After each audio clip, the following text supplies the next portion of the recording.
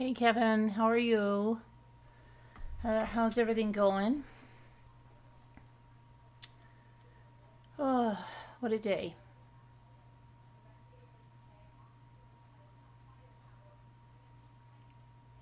So, I planned this live like 2 minutes and then I just came on.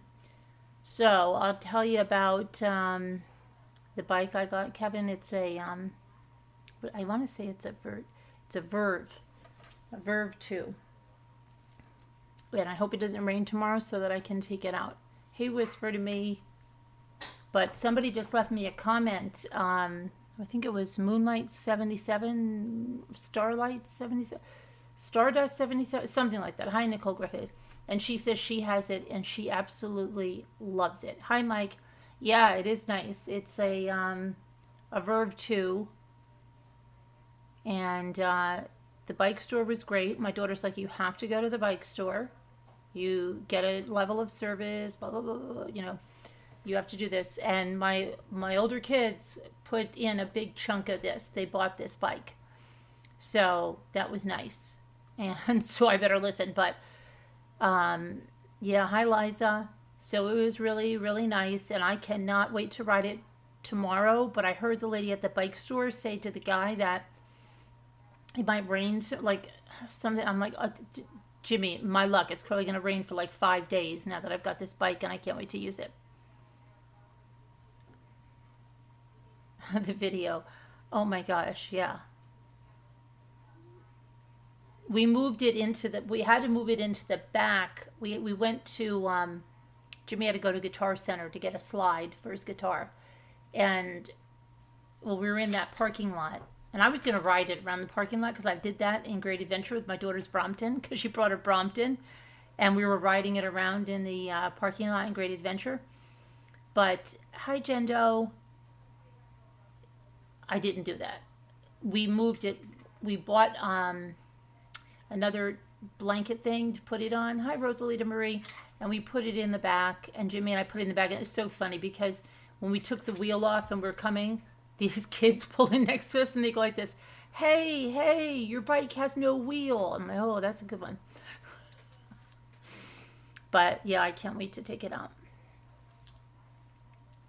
So, Jendo, good. I haven't seen you in a while. Good to see you. So we had a long day. Got back a little while ago. Hi, Linda. How are you? Tomorrow's the auction sale. That'll be tomorrow night. And what else? What else? What else? What else? What else is going on?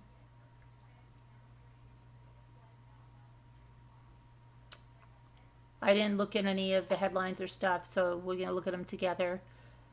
Also, about that cold case, yes, I'm going to try to keep following up on that cold case and some others. I had somebody sent me about 3 others that they wanted me to look at, so yeah, we're going to look at those too. All right, maybe we'll take a look tonight. Thank you to the person that sent those to me. Appreciate that. Hi, Nanity. How are you? So, hope everybody had a good day. Today was, see, I'm so confused. Wait a minute. Today is Tuesday. Well, I think today is Monday. I'm not just so out of it. Oh, gosh. Today is Tuesday. Tomorrow's Wednesday. And I know that because I just said tomorrow. Oh, and then, hold on a minute. Before we get started, Mary from the Rugs, she called me while I was in the bike shop. And, hold on. She called me while I was in the bike shop. And I had to, decline her call because we were in the middle of a transaction. So let me see. Let me see if she sent me anything. So I don't see that she sent me anything. Let me see. Oh, she did send me a picture. She did. She sent me a picture. I'll show you. Let me see. Make sure it doesn't dox anybody.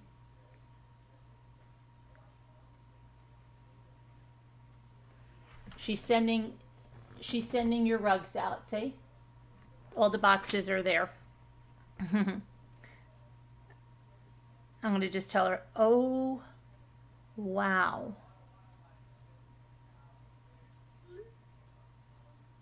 Good job.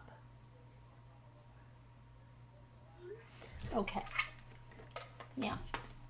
So they should be in tomorrow with runners. So, well, today is Wednesday. I know. But until I go to bed, Linda, it's still the day before. That's how we do it here. Oh, thanks, Whisper. I like this shirt too. I like this shirt a lot. And it's for once, Whisper, I can say this is not a Pioneer Woman shirt. Okay.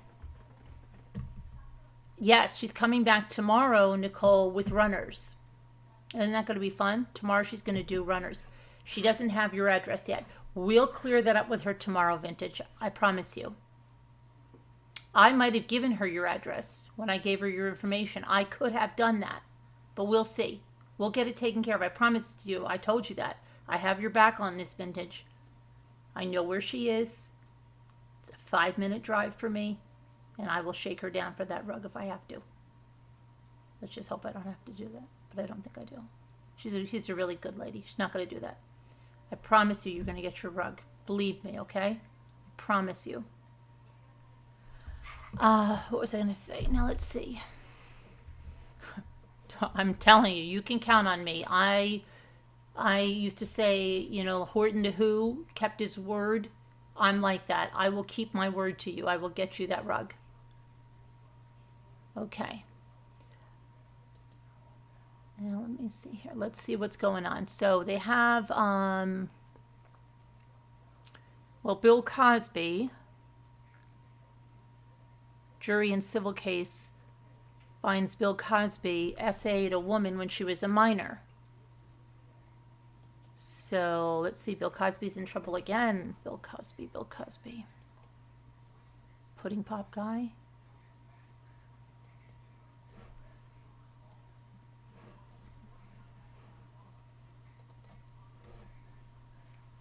A civil jury ruled this week that comedian Bill Cosby essayed a minor in 1975. The California jury awarded Judy Huth, not sure which way you pronounce it, who was 16 years old when she said Cosby assaulted her at the Playboy Mansion. What was she at the Playboy Mansion when she was 16? Wonder what that was about. $500,000, awarded her $500,000 in compensatory damages. The 8 women and 4 men awarded no punitive damages. Bill Cosby, who's 84 years old, was not in the courtroom on Tuesday when the verdict was read, and he didn't testify during the 2-week trial. He asserted his Fifth Amendment right against self-incrimination. Attorneys did play a video deposition that he recorded back in 2015. Judy did testify, delivering an emotional and detailed description of the assault. Cosby has claimed he never met her, but attorneys produced photographs of the two together, and then Bill Cosby claimed the meeting happened years later when she was no longer a minor. Judy is now 64. Said that she and a friend were taken to the Playboy Mansion after meeting Cosby on a film set in a park near their homes. Bill Cosby is almost certain to appeal the decision, but unlike his 2018 conviction for the 2004 R of Andrea Constand, I must be hungry to say Constand, the decision won't be overturned because a district attorney promised not to prosecute.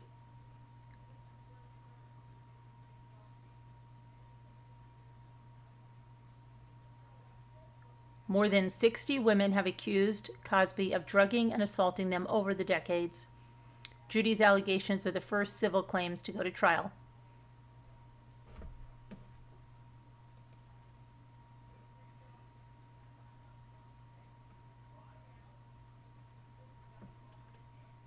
Uvalde.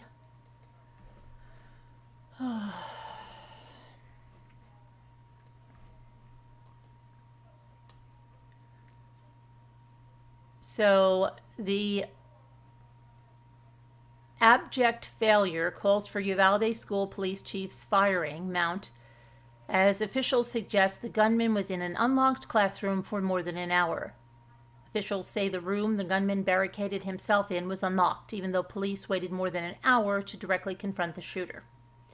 On Tuesday, Texas authorities denounced police's response to last month's shooting at Robb Elementary School in Uvalde, which left 19 children and 2 teachers dead.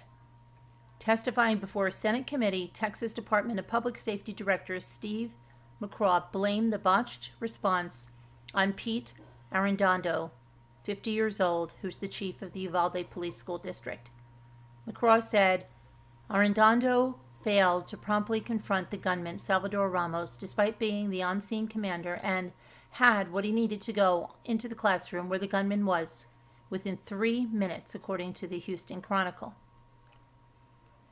Previously, Arredondo told the Texas Tribune that he did not bring his 2 radios as he believed they would weigh him down.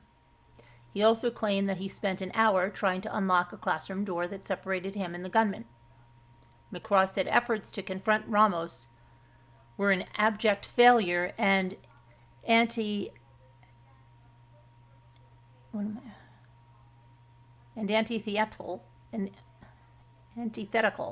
to everything that he ever learned over the past 2 decades. He went on to claim that the agency did not have the ability to immediately take control from local authorities.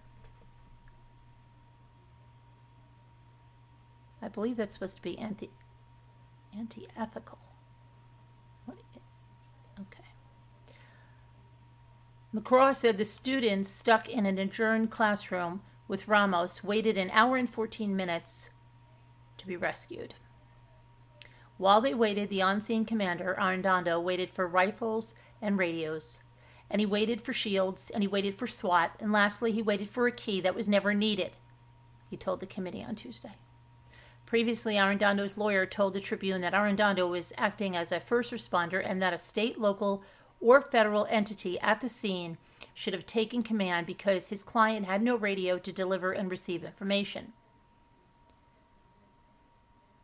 Security footage reportedly showed that police never tried to open the classroom door. If true, it would contradict Arredondo's claims that he spent an hour in the hallway trying to locate a key that would open the door. Additionally, McCraw noted that the door was likely unlocked the entire time, as the door could only be locked from the outside. That would mean no key was required in the first place. Arredondo spoke with the state committee on Tuesday as they continued to investigate police's response to the mass shooting that killed 21. They will continue their public inquiry on Wednesday. It's terrible. Door wasn't even locked, and unbelievable.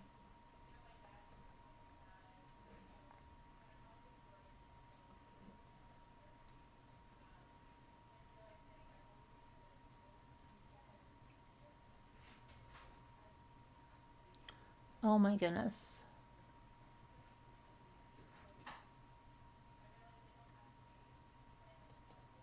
So here's something that you might remember this. Remember this story? And it said that a 6-year-old in Connecticut boy seriously burned in April was not intentionally hurt, undercutting claims that he was targeted by an older child who threw a gasoline-soaked ball at him. In a statement, Bridgeport police say they reviewed the surveillance footage, which showed no evidence that Dominic Crankle was intentionally lit on fire by any other children. Police previously said they were investigating claims that 4 children were playing with gasoline and lighting objects on fire when Crankle suffered 2nd and 3rd degree burns to his face and legs. Months earlier, Crankle's family told the media that an 8-year-old boy poured gas on a tennis ball, lit it on fire, and threw it at Crankle's face. The older boy was also accused of watching as Crankle was burned. On a GoFundMe page dedicated to Crankle's recovery, his sister said police never let their family review the video, which apparently shows the boy not being intentionally harmed. She also noted that her brother's story has never changed. Until you've been through something like this as a parent or family member, your opinion doesn't matter, she wrote. We need to focus on Dominic's healing. If you have any other questions, reach out to me and stop bashing my family on social media. Krenkel was reportedly released from the hospital early last month.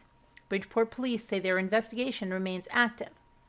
So there is I guess a video here. And it shows that he's not intentionally. So I don't know. What do you guys think about that one? Now, you have a little. I was going to ask the lady at the bike store if she knew about the cyclist that this but I never got to. So the man at the center of last month's shooting in Texas disputed claims that he cheated on his fugitive girlfriend, who's accused of killing the woman he allegedly slept with. Colin Strickland, 35, said that he dated pro cyclist Mariah Wilson, who's on the left, 24 years old, in October 2021, while on a break with Caitlin Armstrong, 34, pictured on the right. Now, Strickland reportedly said he got back with Armstrong as they owned several businesses together, and that Armstrong was seeing other men before and after last year's breakup. Colin Strickland claimed that a police affidavit presented his relationships with Armstrong and Wilson in a misleading way, and he and Wilson were platonic at the time of the murder. I had ended the relationship with Caitlin, and it was just interesting timing because Mo had come to Austin to visit a friend that exact week. It was completely unplanned, and yeah, we started spending some time together. It was interesting timing. What was interesting timing? That doesn't even make sense, Colin. The murder was interesting timing? Well, I'm assuming that if Mariah hadn't come to town and you hadn't gone out with her, she probably wouldn't have been murdered. But, so it's interesting timing. Okay, that makes sense there.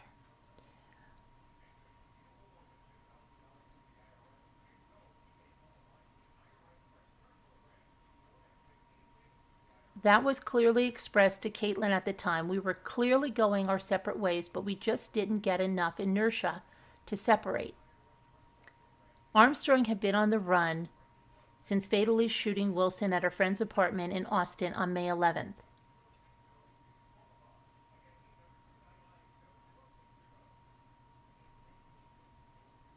Armstrong is believed to have killed Mariah Wilson upon learning that she slept with Colin Strickland, but Strickland said he had met Mariah Wilson at a pool and had dropped her off at the friend's apartment. Strickland also said that Armstrong and Wilson encountered one another in January at a cycling meet in Arkansas, and afterwards Wilson allegedly texted Colin about the state of their relationship.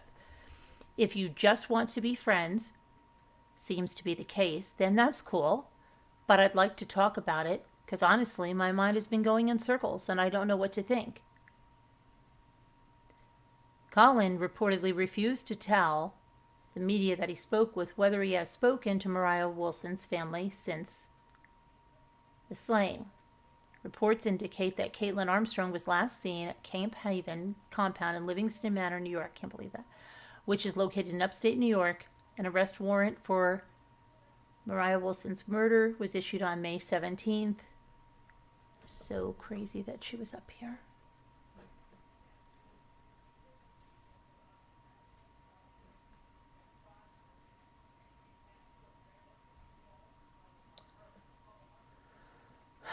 Officials, one escaped. Okay, so remember those escaped inmates? One has surrendered. So one of these guys is not like the others.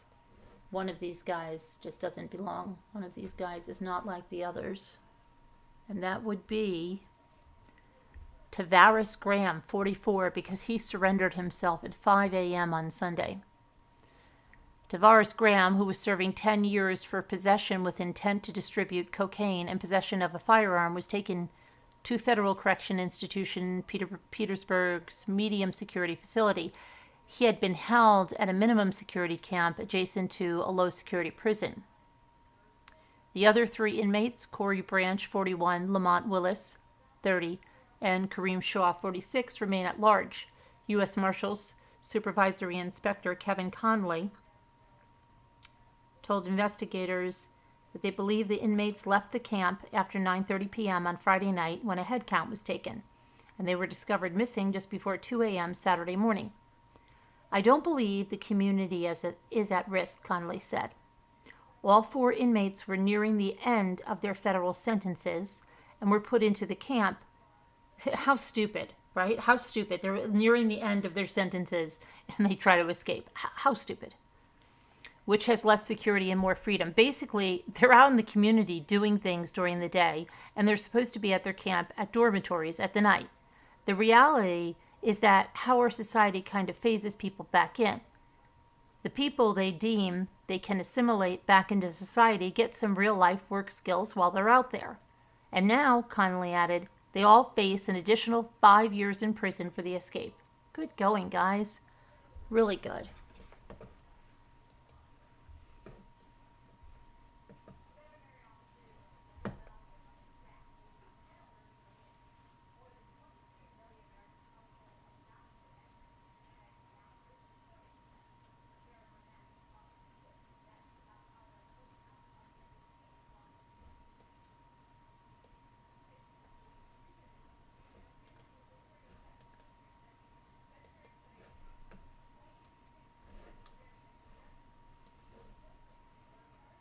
Review of law enforcement transcripts and security camera footage raises more questions than it answers about the police response to the Uvalde massacre of 19 children and 2 teachers. The review, which is being conducted by the Texas Tribune, shows multiple officers in the hallway of Robb Elementary School. On May 24th, after 18-year-old Salvador Ramos had entered classrooms 111 and 112 and began shooting. Some of the officers were anxious to enter, and the transcripts reveal they had tools they needed to breach the classroom doors, which may not have been locked, But still, the officers waited 77 minutes for an order to enter the classroom that never came before a Border Patrol tactical team entered and killed the gunman.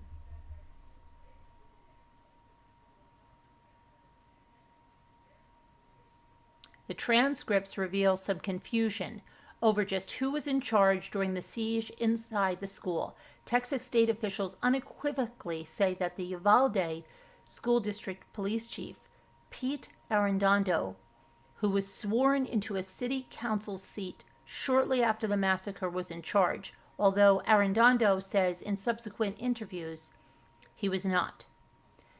He had rushed to the school and was in the hallway when he called the city's dispatch unit at 11:40 to give an update. Arredondo told dispatchers, "We don't have enough firepower right now to confront the gunman armed with an AR-15. He said the officers in school had only pistols, although at least 2 officers were seen carrying rifles on the video when the chief called dispatch. Arredondo also asked for someone to bring him his radio, which he had left behind because it was cumbersome. Leaving behind the radio meant he had no idea that children were calling 911 begging for help.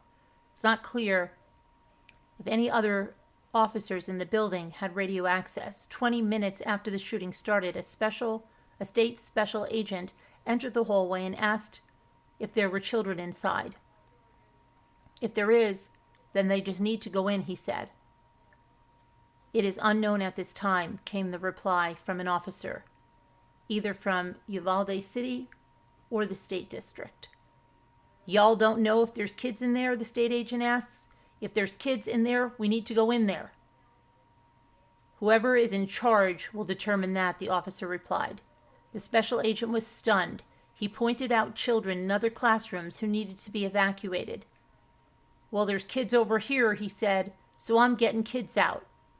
Other findings from the Tribune's review include security footage doesn't show officers trying to open the doors to classrooms 111 and 112, although Arredondo and officers tried and could not, prompting them to wait for keys.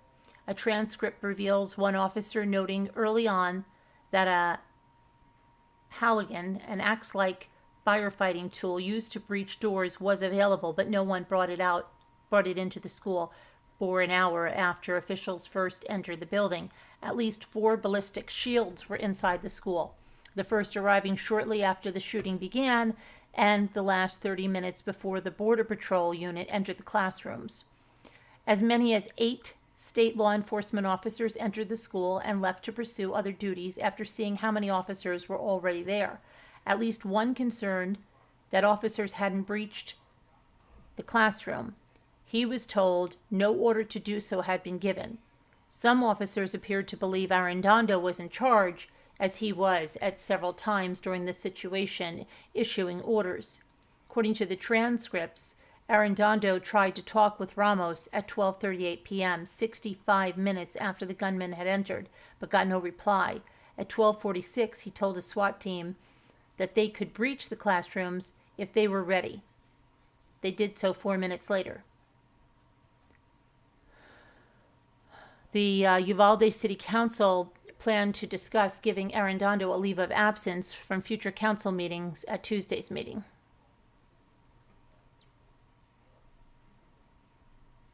Crazy.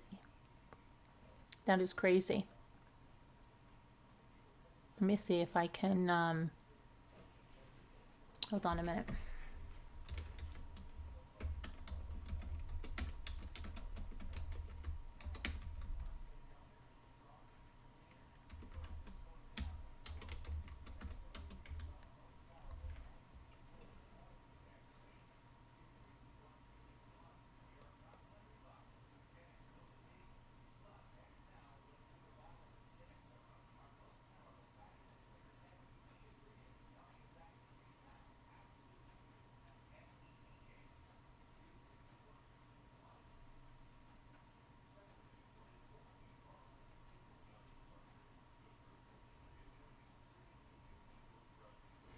Okay, so here's some more information on this. Let me see here.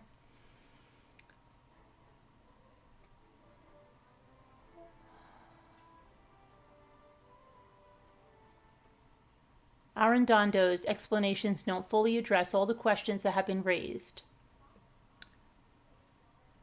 Not a single responding officer ever hesitated, even for a moment, to put themselves at risk to save the children, Arredondo said. We responded to the information that we had and had to adjust to whatever we faced. Our objective was to save as many lives as we could, and the extraction of the students from the classrooms by all that were involved saved over 500 of our Uvalde students and teachers before we gained access to the shooter and eliminated the threat. Yeah. Arredondo's lawyer said those criticisms don't reflect the realities police face when they are under fire and trying to save lives. Uvalde is a small working-class city of about 15,000 west of San Antonio. Its small band of school police officers doesn't have the staffing, equipment, training, or experience with mass violence that larger cities might. His client ran straight toward danger, armed with 29 years of law enforcement experience and a Glock 22 handgun, with no body armor and no second thoughts. The chief committed to stop the shooter or die trying. Yeah. One of Arredondo's most consequential decisions was immediate. Within seconds of arriving at the northeast entrance of Robb Elementary at 11:35 a.m., he left his police and campus radios outside the school. To Arredondo, the choice was logical. An armed killer was on the loose of the campus. Every second mattered. He wanted both hands free to hold his gun, ready to aim and fire quickly and accurately if he encountered the gunman. Arredondo provided the following account of how the incident unfolded in a phone interview. He said he didn't speak out sooner because he didn't want to compound the community's grief or cast blame on others. Thinking he was the first officer to arrive and wanting to waste no time, Arredondo believed that carrying the radios would slow him down. One had a whip-like antenna that would hit him as he ran, and the other had a clip that Arredondo knew would cause it to fall off his tactile belt during a long run. Arredondo said he knew from experience that the radios did not work in some school buildings, But the decision also meant that for the rest of the ordeal, he was not in radio contact with the scores of other officers from at least 5 agencies that swarmed the scene. Almost immediately, Arendano teamed up with the Uvalde police officer and began checking classrooms looking for a gunman. As they moved to the west side of the campus, a teacher pointed them to the wing the gunman had entered. As Arendano and the Uvalde police officer ran toward it, they heard a great deal of rounds fired off inside. Arendano believes that was the moment the gunman first entered adjoining classrooms 111 and 112 and started firing on the children with an AR-15 rifle. Arendano and the Uvalde officer entered the building's south side and saw another group of Uvalde police officers entering from the north. Arendano checked to see if the door on the right, room 111, would open. Another officer tried 112. Both doors were locked, and they're saying is not true now. Okay, this is Arendano's account. Arendano remembers the gunman fired a burst of shots from inside the classroom, grazing the police officers approaching from the north. Some of the bullets pierced the classroom door, and others went through the classroom wall and lodged in the wall adjacent to the hallway, where there were other classrooms. The officers on the north end of the hallway retreated after being shot, but they weren't seriously injured and returned shortly after to try to contain the gunman. Because the gunman was already inside the locked classroom, some of the measures meant to protect teachers and students in mass shooting situations worked against police trying to gain entry. Really? Trying to gain entry? Arendano described the classroom door as reinforced with a hefty steel jamb. Oh my gosh.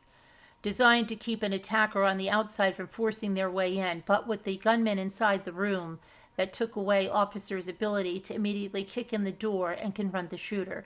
Arendano believed the situation had changed from that of an active shooter to a gunman who had barricaded himself inside a classroom with potential other victims. Arendano said he was not aware of the 911 calls because he did not have his radio, and no one in the hallway relayed that information to him. Arendano said the other officers in the hallway took great pains to remain quiet. Arendano said they had no radio communications, and even if they'd had radios, his lawyer says, they would have turned them off in the hallway to avoid giving away their location. Instead, they passed information in whispers for fears of drawing another round of gunfire if the shooter heard them. Finding no way to enter the room, Arendano called police dispatch from his cell phone and asked for SWAT team, snipers, and extrication tools like a fire hook to open the door. Arendano remained in the hallway for the rest of the ordeal, waiting for a way to get into the room and prepared to shoot the gunman if he tried to exit the classroom.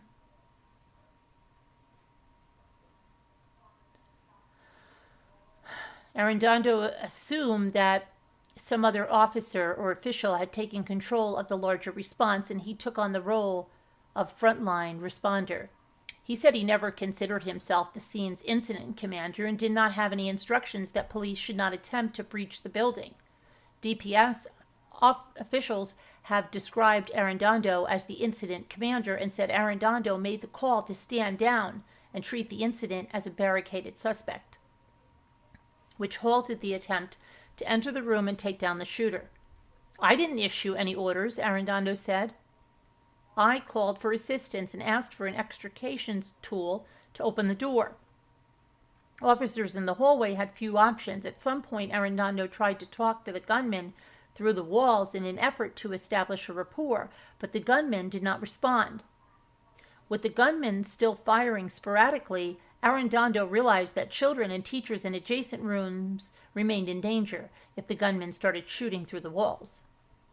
The ammunition was penetrating the walls at that point, Arendano said. We've got him cornered. We're unable to get to him. You realize you need to evacuate those classrooms while we figured out a way to get in.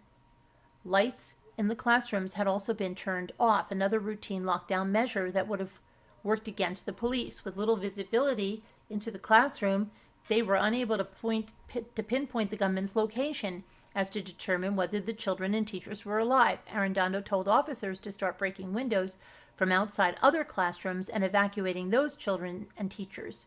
He wanted to avoid having students coming into the hallways where he feared too much noise would attract the gunman's attention. While other officers outside the school evacuated children, Arredondo and the officers in the hallway held their position and waited for the tools to open the classroom and confront the gunman. At one point, a Uvalde police officer noticed Arredondo was not wearing body armor. Worried for the chief's safety, the Uvalde officer offered to cover for Arredondo while he ran out of the building to go get it. "I'll be very frank," he said. "F you. I'm not leaving this hallway." He wasn't going to leave without those kids. Without any way to get into the classroom, officers in the hallway waited desperately for a way to secure entry and did the best they could to otherwise advance their goal of saving lives. "It's not that someone said stand down," Hyde said. "It was, right now we can't get in until we get the tools, so we're going to do what we can to save lives." And what was that? It was to evacuate the students and the parents and the teachers out of the rooms. Tools that might have been useful in breaking through the door never materialized, but Arredondo had asked for keys that could open the door. Unlike some other school district police departments, Uvalde officers don't carry master keys to the school they visit. Instead, they request them from an available staff member when they're needed. Robb Elementary did not have a modern system of locks and access control. You're talking about a key ring that's got to weigh about 10 pounds. Eventually, a janitor provided its 6 keys. Arredondo tried each on a door adjacent to the room where the gunman was, but it didn't open. Later, another ring with about 20 to 30 keys was brought to Arredondo. "I was praying one of them was going to open up the door each time I tried a key," Arredondo said in an interview. None did. Eventually, the officers on the north side of the hallway called Arredondo's cell phone and told him that they had gotten a key that could open the door. The officers on the north side of the hallway formed a group of mixed law enforcement agencies, including U.S. Border Patrol, to enter the classroom and take down the shooter, Arredondo said. 10 days after the shooting, the New York Times reported that a group of U.S. Border Control agents ignored a directive spoken into their earpieces not to enter the room. The Times had since reported that Arredondo did not object when the team entered the room. Hyde said that if there was a directive delaying entry was issued, it did not come from Arredondo, but the Times reported that someone was issuing orders at the scene. Hyde said he didn't know who that person was. The Border Patrol declined to comment. At 12:50, as the officers entered the classroom, Arredondo held his position near the south classroom door in the hallway, in case the gunman tried to run out that door. At last, the shooter, Salvador Ramos, 18, was brought down. A harrowing standoff rapidly became an effort to find the wounded and count the dead. Once the officers cleared the room, Border Patrol agents trained to render emergency medical service assisted the wounded. Arredondo and other officers formed a line to help pass the injured children out of the hallway and to emergency medical care. A police officer intentionally ditching his radio while answering a call? "I've never heard anything like that in my life," said a police tactics expert and former assistant police chief of Springfield, Massachusetts. The discarded radio, the missing keys, the apparent lack of incident commander are some questions raised by experts about the response of Arredondo and the various agencies involved. Others are trained never to abandon their radios, their primary communication tool during an emergency. That Arredondo did so the moment he arrived on scene is inexplicable. He added that it's inconceivable that Arredondo's officers did not have a plan to access any room or building on campus at any moment, given that the school district makes up the entirety of the tiny force's jurisdiction. The experts, which included active shooting researchers and retired law enforcement personnel, honed in on the moment officers entered the school and found the doors to rooms 111 and 112 locked. 3 said this moment afforded Arredondo a chance to step back, regroup, and work with other officers to devise a new strategy, but now they're saying they weren't even locked. It takes having someone who has the wherewithal to come up with a quick tactile plan and executing it, says former Seguin County Police Chief Terry Nichols. It may not be the best plan, but a plan executed vigorously is better than the best unexecuted plan in the world. Nichols, who teaches classes on active shooter responses, says he understands the instinct for command staff to wait to confront a gunman themselves. But he said commanders must not lose focus of their role in an emergency. We have to, as leaders, especially as the chief of police, step back and allow our men and women to go do what they do and use our training and experience where they're needed to command and control a chaotic situation. Active shooter protocols developed after the 1999 shooting at Columbine High School, where a slow police response delayed medical care that could have saved several victims, trained police to confront shooters immediately, without waiting for backup, and without regard for their personal safety. An active shooter training that Uvalde School District Police attended in March stressed these tactics, warning that responders likely would be required to place themselves in harm's way.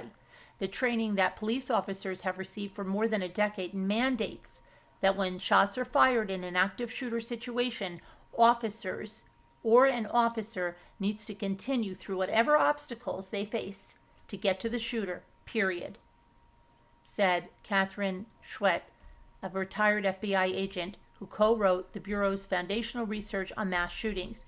If that means that they go through walls or go around the back through windows or through an adjoining classroom, they do that. Bruce Ure, a former Victoria police chief, said drawing conclusions about police conduct during the shooting is premature since the authorities have not completed their investigations. He said he believes Arredondo acted reasonably given the circumstances he faced.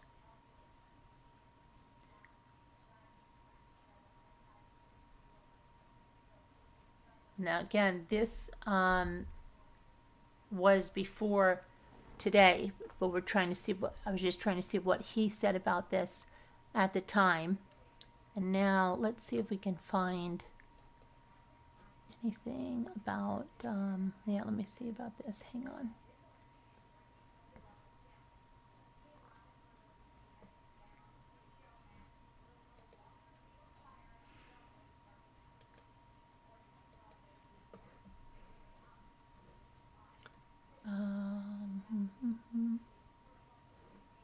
Where the heck?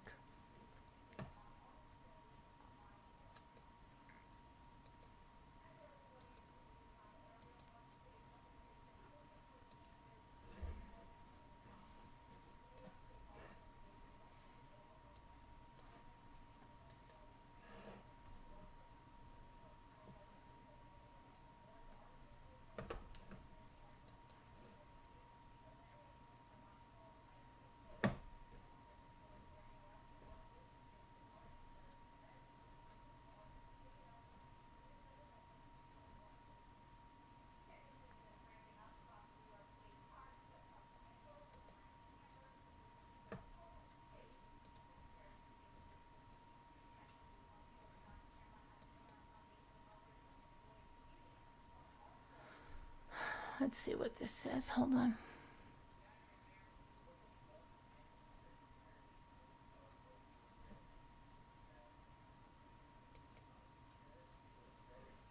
The Uvalde School District Police Chief defends the police's response to the mass shooting that left 21 dead. That was what we just looked at there. That was his defense. And then now I'm trying to see if there's the transcript around.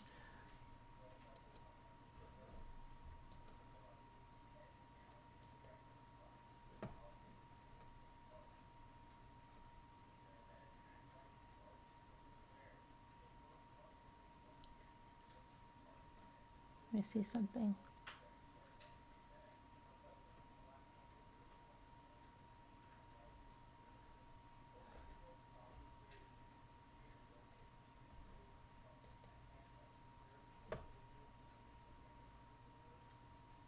There's kids in there. We need to go in. Officers in Uvalde were ready with guns, shields, and tools, but not clear orders.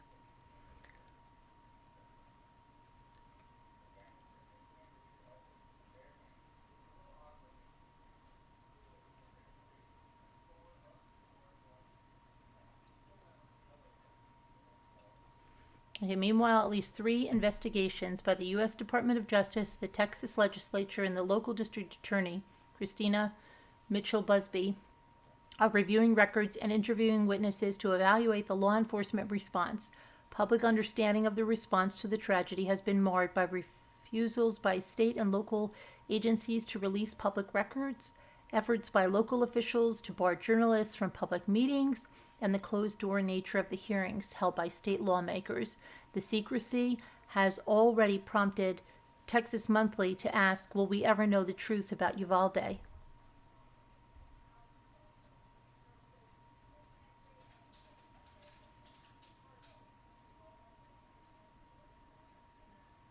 Okay, so what the camera saw. Most of the video from inside the school is captured by a wide-angle camera positioned inside the school building's northwest entrance, the same one the gunman used. The camera looks straight south from its north ceiling perch and offers a slight view of the entrances to classroom 111 and 112 to the left. They show that the gunman arrived on campus at 11:28 a.m. and he appears to have been planning a shooting for a while. In October, according to law enforcement timeline, he withdrew from the Uvalde High School, and a month later, when he was still 17, he purchased some gun accessories online, including rifle, slings, and a military carrier vest. He began buying his ammunition in April and purchased his gun on his 18th birthday on May 14th. On May 14th, he posted an ominous message on Instagram, 10 more days. At 11:33 a.m. on May 24th, he walked into Robb Elementary's northwest entrance and headed south toward the 2 classrooms on the left side, randomly firing shots from his rifle in the hallway.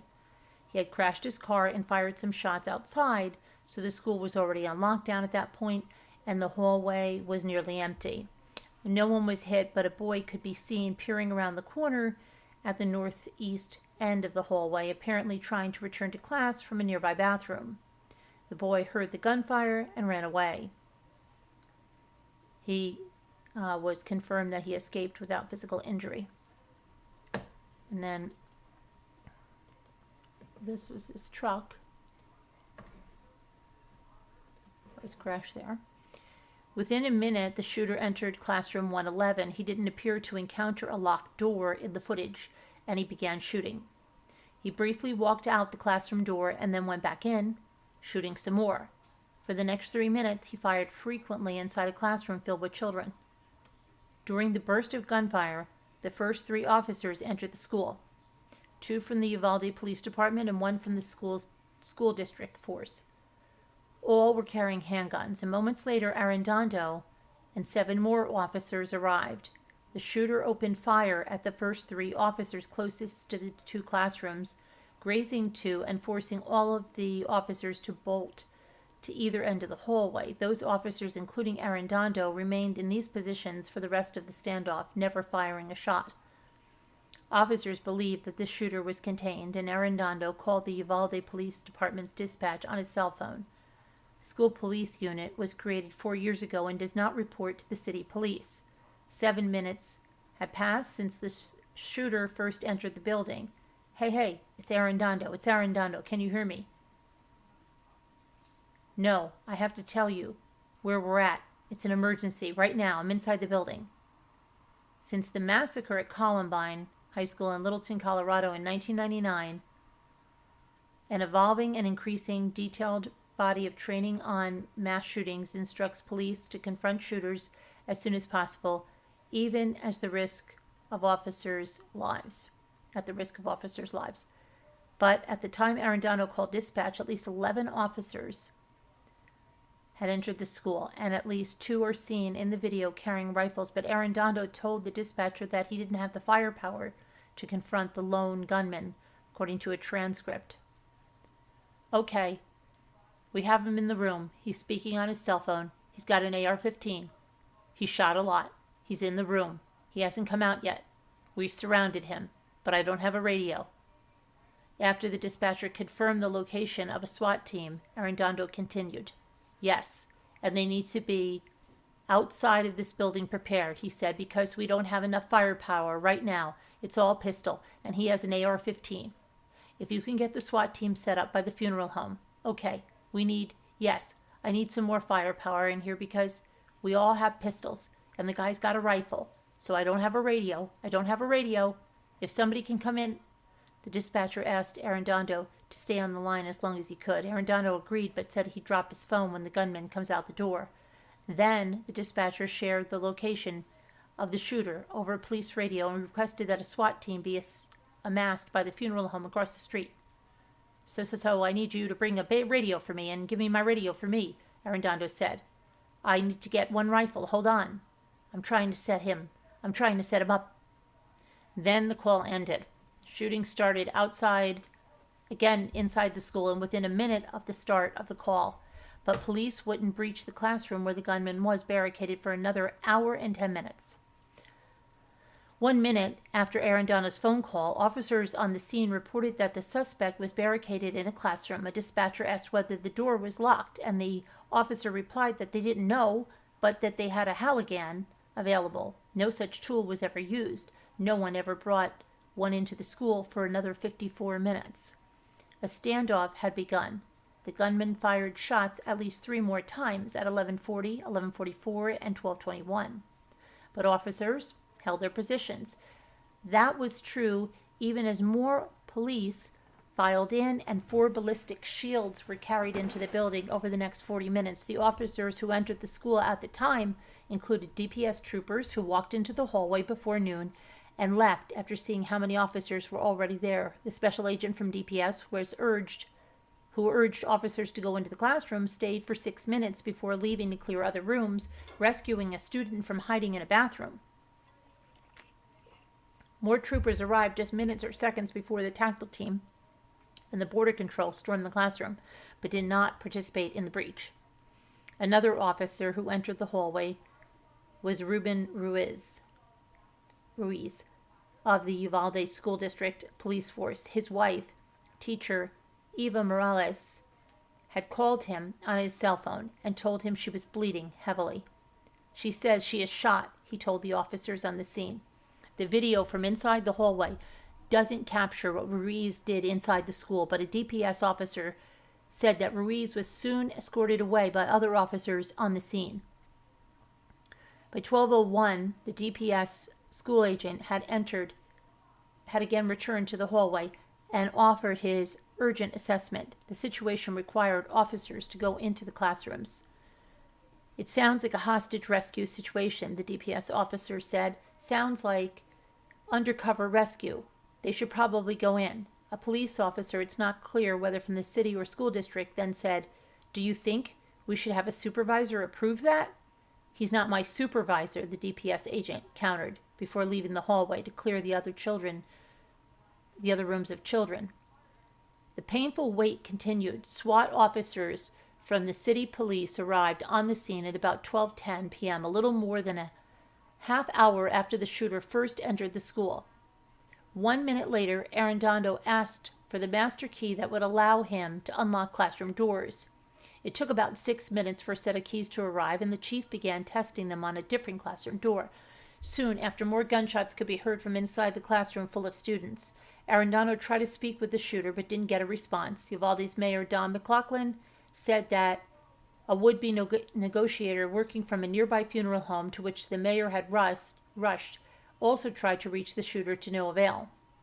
At 12:38 p.m., Arredondo tried to talk to the shooter. Hearing no reply, he indicated that the SWAT team could breach the classrooms if it was ready. By then, a long-awaited working key had been found. Officers inserted it into the door of room 111, and a tactical unit from the Border Patrol stormed in. And all that's audible from the video is a flurry of gunshots. The team then exited the room and indicated that the gunman was dead, 77 minutes after the carnage started. An aftermath of doubt. With the shooter killed, the excruciating aftermath began. The fisheye camera in the hallway captured a single first responder standing in the center of the hallway, his surgical gloved hands motioning to others standing behind him to remain there until all the officers exited. Once he got the signal, he directed the team to move quickly inside the rooms 111 and 112. Gurneys and ambulance backboards suddenly popped into view. The first to reach the victims inside pulled motionless, bloody children onto the hallway's linoleum flooring as they tried to assess their vital signs. None of the children appeared to make a sound. One child, whose still body was placed on the floor, had to be gently pushed to make room for others streaming in and out, his blood leaving a wide swath of crimson across the hallway floor. Almost immediately, the questions about whether police did the right thing began. State officials offered contradicting information in the immediate aftermath. DPS Director Steve McCraw told reporters days later that it was the wrong decision not to breach the classroom sooner. He is scheduled to testify before a Senate committee. On Tuesday morning, he did. Law enforcement experts say Arredondo was the rightful incident commander, though they were baffled why he abandoned his radios, declined to take charge, and lacked access to classrooms. The person who should be in charge is the person who has the best picture of what's happening and also the skill set to manage what needs to happen.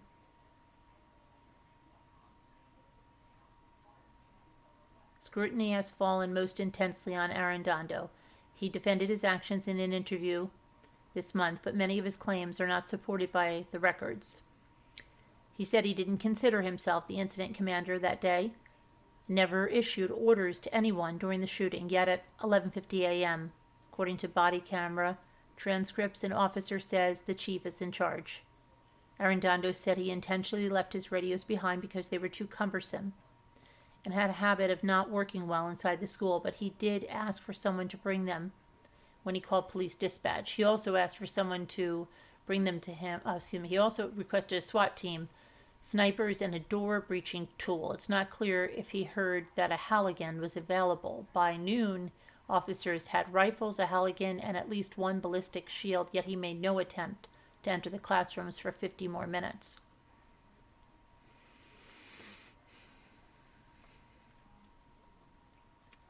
On a statement on Thursday, Arredondo's lawyer, Hyde, said the chief had requested that no further comment be made until all the information is collected and evaluated to minimize misinformation, which serves no one. I must honor that request. Further, the DA must present the police shooting in this matter to a grand jury, so there is also a criminal investigation underway, which he must respect. The district attorney did not respond to a request for a comment.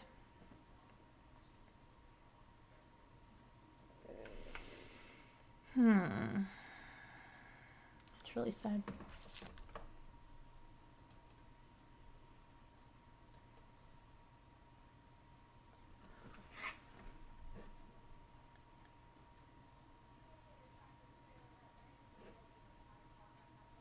Hi, Sean Sneed. Hello, Sour Cream. Hi, Whisper. Heart Made Wise. Hi, everybody. Pudding. Oliver. Marianne Frontini. Hello there. Help me, Rhonda. Tammy McD. Sunkissed. Hi, Sunkissed. How are you?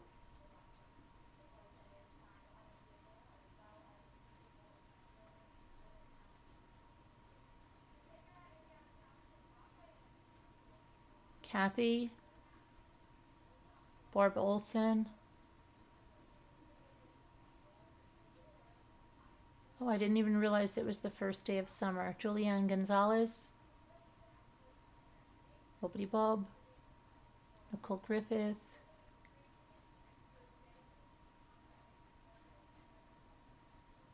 Donna Carter. Hi, everybody. So, yeah. Really doesn't look too good, right?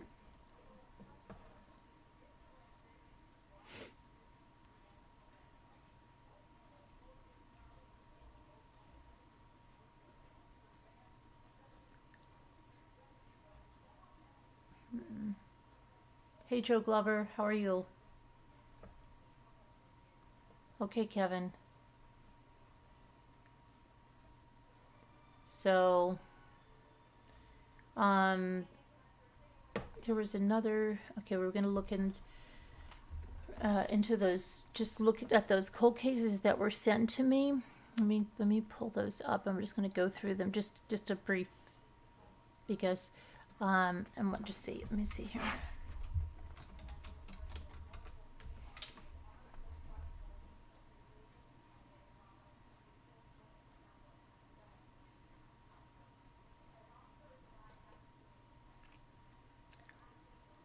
Okay, so this person said, "Hello, Carolyn. I have found these cases that I think you might want to look into. I thought you could go over these cases and maybe find out more information. You have a real ability to find more information than what the people know. If you're not interested, I totally understand. I just know you cover and go over cases, so it was worth a try. The cases listed below are the headings for each of those cases. I want to thank you for your time and your efforts and all that you do to help the families of victims. Please keep doing what you're doing. Your channel is amazing to watch. I love the crafts, true crime, auctions, and of course the coffee chat." Well, thank you very much. Let's see. So the first case, they said the coldest murder case, the unsolved murder of Beverly Lynn Smith. I don't know how many of you know that, but we'll pull it up. Okay, and actually, there's a movie about it, I say, but let's get some information about it.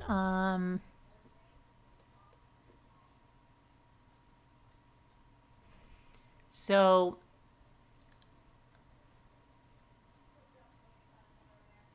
it's into the Durham woman's 1974 death, considered one of the Durham region's coldest cases, spanned more than 40 years. The police probe, called a Mr. Big Sting, happened right before a landmark Supreme Court decision set strict limits on police use of the sting operations across the country.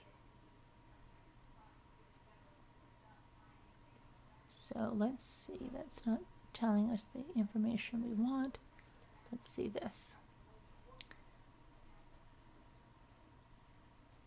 So, Canadian police believe they were zeroing in on the man who had killed a 22-year-old mother, but their controversial investigation yielded nothing more than a false confession and unanswered questions. Okay, so this is Beverly Lynn Smith. I'm going to put her picture up here. Let me see.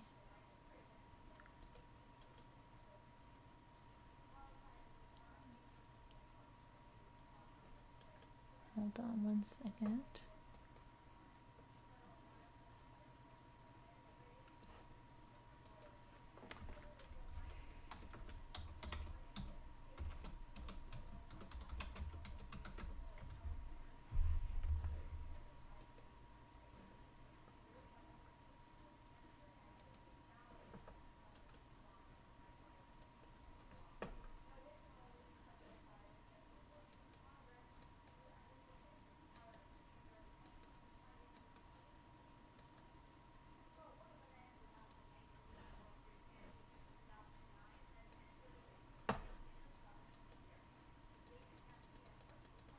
Okay, so let's go back to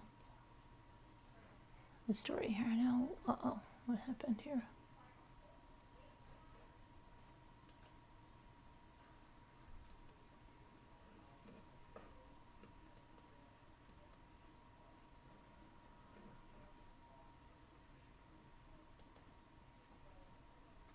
Okay, so this happened in 1974. The victim, Beverly Lynn Smith, was 22 years old, and she was found shot to death in the kitchen of her house while her 10-month-old baby was sleeping. The baby was unharmed. It was in the next room. There is an Amazon docuseries, which maybe we could watch during a movie night, that delves into the murder and the botched investigation that came 30 years after the crime. Now, here's some things. Beverly's husband, his name is Doug Smith. He was selling marijuana at the time of her murder. Doug sold small amounts around town when he wasn't working at his job at General Motors assembly plant in Oshawa, Ontario. He was at work December 9th, 1974, when he called to check in on Beverly and their infant daughter, Rebecca. Beverly didn't answer the phone.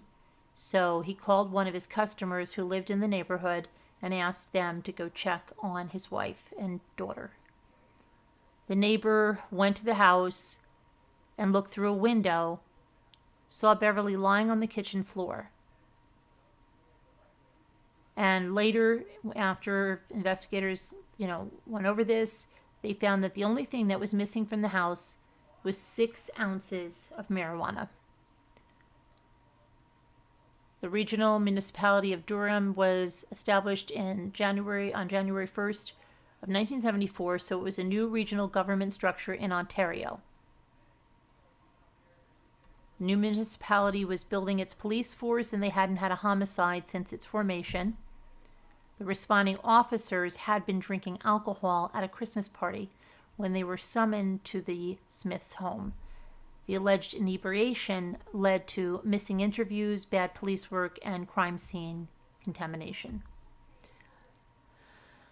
There was no evidence of a forced entry. Nothing was missing from the home besides that 6 ounces.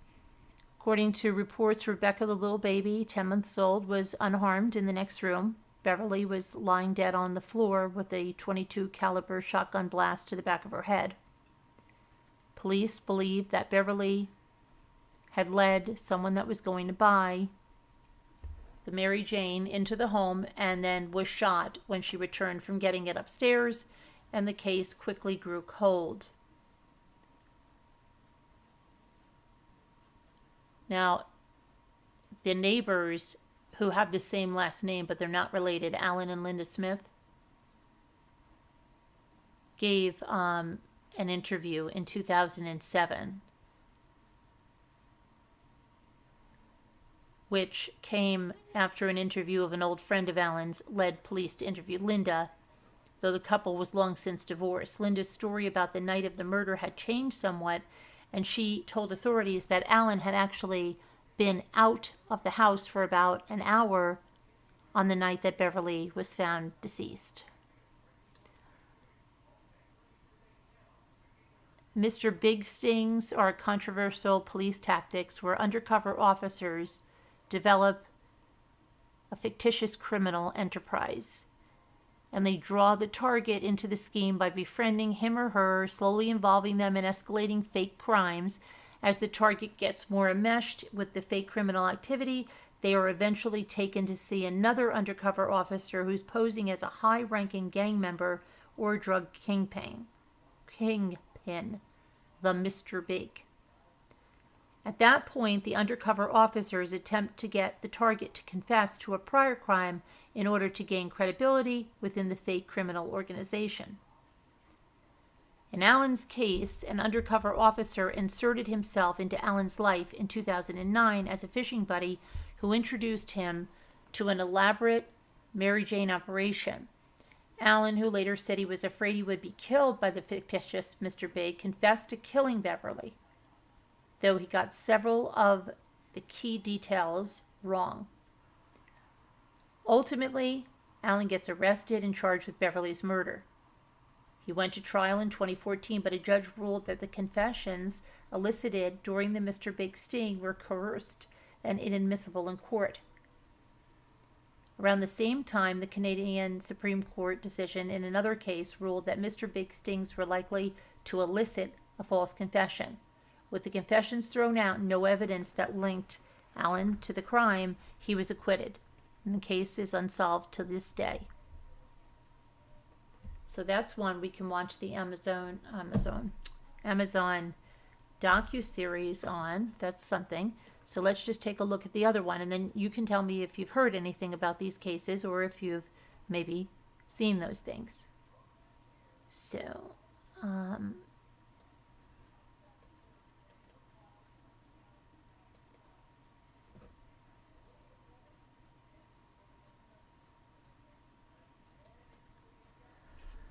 okay, the next one that they sent me, is about a suspect arrested in connection with the disappearance of a Durham father of 6.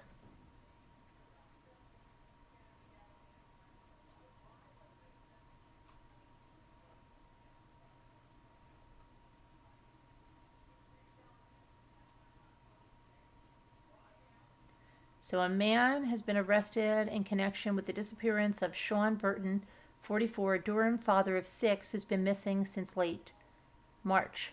Darius Tyson, 30, of Durham. I'll get a picture, hang on.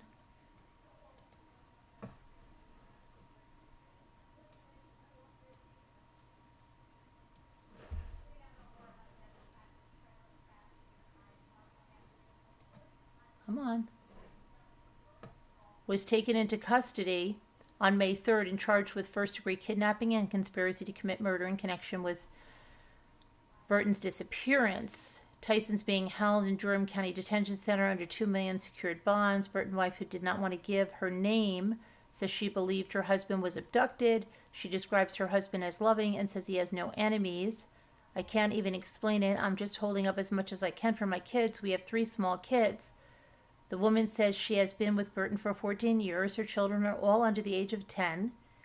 Now, Burton left his home in March to work at Club 919, but never made it there.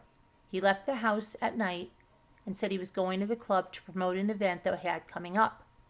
That was the last time I saw him. So that is another one.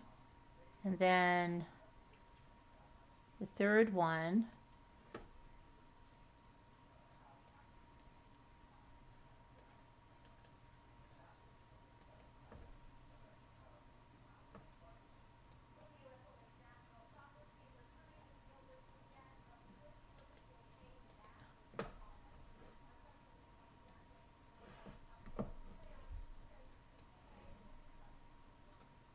Police announced a $50,000 reward to help solve the mystery of a Durham man's disappearance on Friday of the Thanksgiving weekend more than 30 years ago.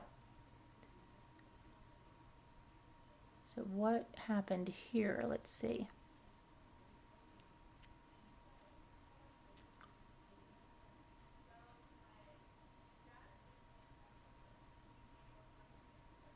Neil and Mary Ellen had been married just 5 months after living together with her 2 youngest children, 10 and 13. He was a great one for bringing me roses and hiding these I love you cards everywhere in the house, she said in 2007. Neil and I were soulmates. We never even had a disagreement in that year and a half we were together.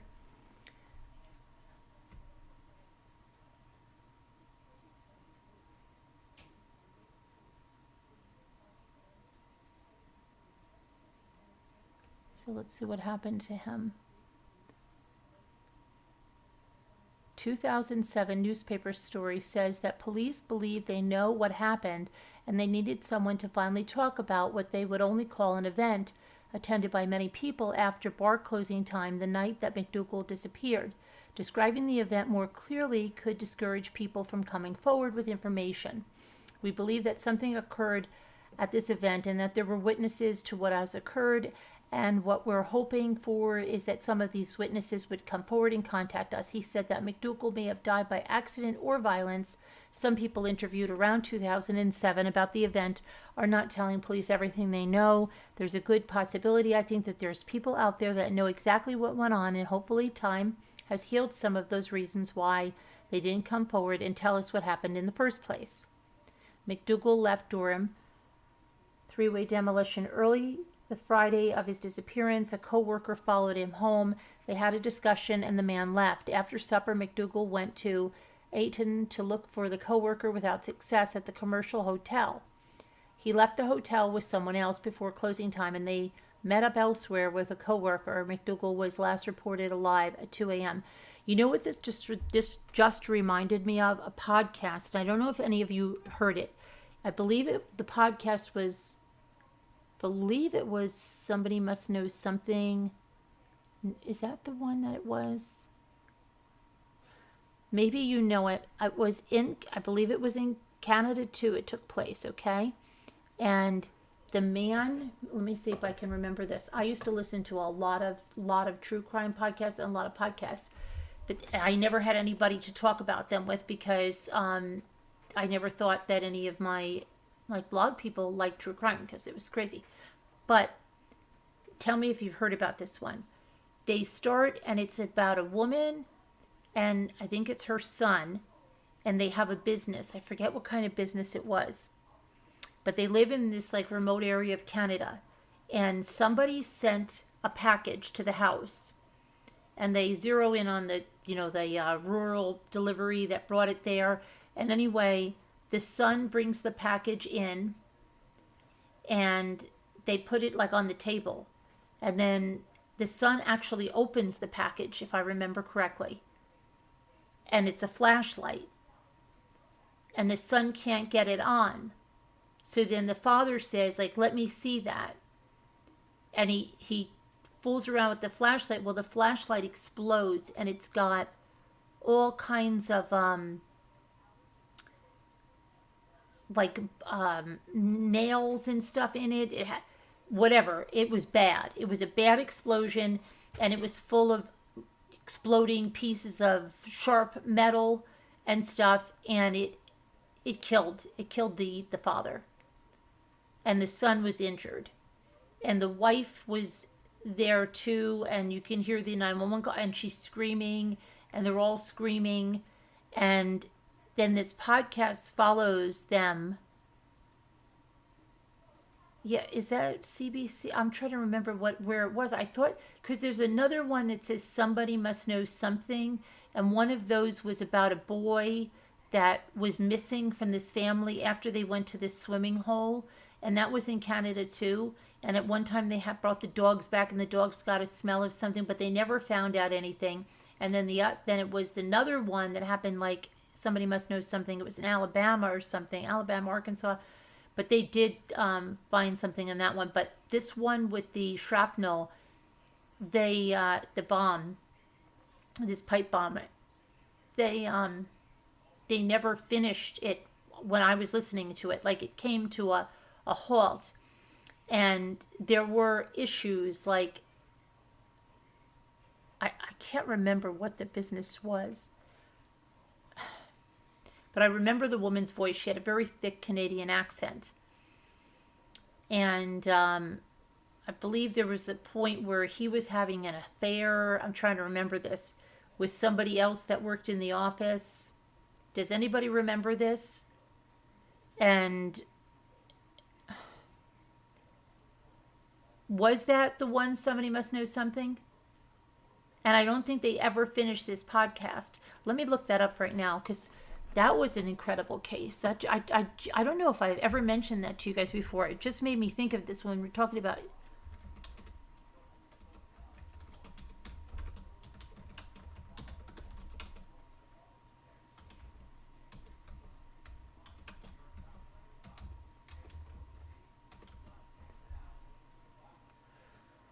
Oh, Gravette. That's the name. That's what it is. Season 4. Wayne Gravette. Oh my gosh, I remember this. I just say that name, Wayne Gravette. I remember it so distinctly.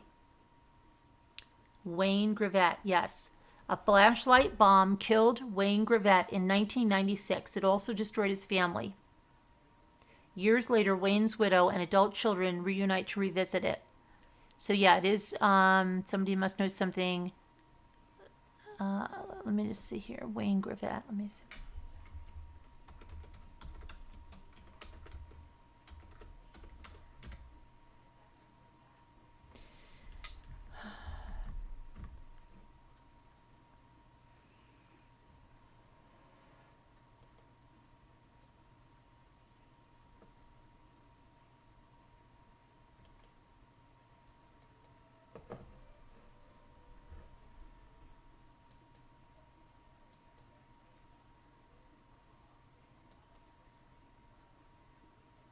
Hold on, I'm trying to get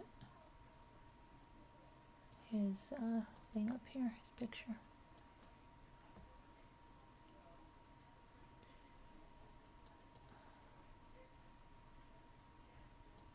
I've got too many okay. Too many tabs open. Hold on. Okay, so this is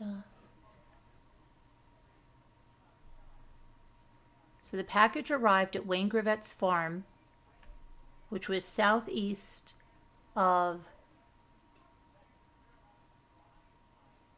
I forget how this is pronounced, Gulf, Guelph, on December 12, 1994, wrapped in white paper with ribbon and containing a cheery message. Didn't realize you had moved. It said, had some trouble finding you. Have a very Merry Christmas, and may you never have to buy another flashlight. Right?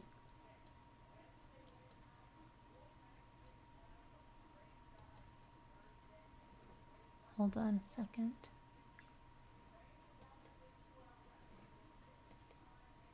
Pull this up here. So,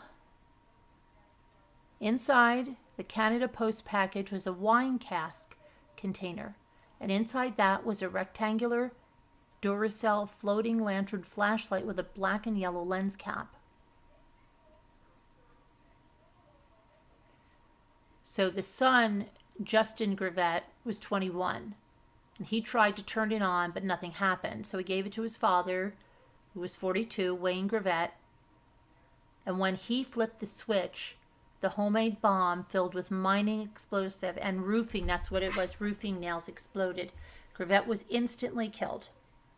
Now, the wife, Diane, and his brother Robert were sitting on the other side of the room. They weren't injured. His son Justin, who tried to turn on the light seconds before, was treated for minor burns. At first, there seemed to be a lot of clues, but the crazy thing was that letter that was attached to the package was intact after the explosion. And it also contained the words, "My partners and I are opening a new business sometime early in the new year called Acton Home Products, and would be very interested in having you give us a price on rebuilding some equipment. You did some work for a company I was with a few years ago, and although you won't remember me, and your delivery man most likely will. We don't plan on doing anything until after the new year, but would be most anxious to proceed at that time. We have no staff or office in place just yet, but you can reach us by mail at our new address below. Thanks for your time, and I look forward to hearing from you sometime early in the new year."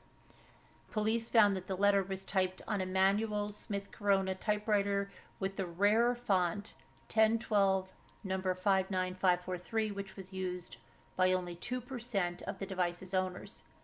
It had a flaw on its daisy wheel, which left a / after each period. The attached letter contained the fictitious signature of a man who never existed. Neither did the company the letter said he represented. The Acton return address on the package was for a place that also didn't exist. Police heard that a month before the murder, 2 men visited the Acton post office in an attempt to learn Gravett's current address, and those men couldn't be located. There were flyers in the package for a Milton store, Copeland Lumber, but that led nowhere. Police profiled the killer, and the conclusions weren't surprising. It was assumed Wayne Gravett was the intended victim, but that the killer had no problem with endangering other family members. The flashlight had worked. When the son flipped the switch, he most certainly would have been killed. The profile also stated that the killer was cowardly and callous, who chose to kill from a distance, and that the killer would seem to be someone trying to get revenge for a perceived slight. The killer also probably would have had a twisted sense of humor, said the profile, and also deeply angry. The explosive was easily powerful enough by itself to kill Gravett. The packaging nails were overkill. The packing nails. Perhaps the attack was connected to business, and Gravett had a couple of those. He built and serviced packaging machinery for the food industry. He sometimes had angry customers because he didn't get their expensive machinery fixed quickly enough. His wife and him were also in the bottling business, water bottling business, and they had hoped to use an artesian well on their newly purchased farm to begin a spring water bottling business. I remember that, yeah. Investigators learned that Gravett was a quiet man with a compartmentalized life who kept things private. He didn't have a criminal record. He and his wife Diane moved to their farm from Acton in the summer of 1996, just months before he was murdered. They wanted to become big players in the then flourishing bottled water industry, but that never happened. A $75,000 reward was offered for information leading to the arrest and conviction of the person or persons who sent the bomb. His widow also set up websites in the hope of soliciting tips. And 6 years later, there were questions about whether the killing was linked to the unsolved May 17th, 2002 murder of Paul Hentonen, 54. Hentonen was a Toronto resident at one time who was stabbed repeatedly in the entrance of his Georgetown apartment after spending an evening at a pub. He and Gravett were in the same line of machine repair business and knew each other.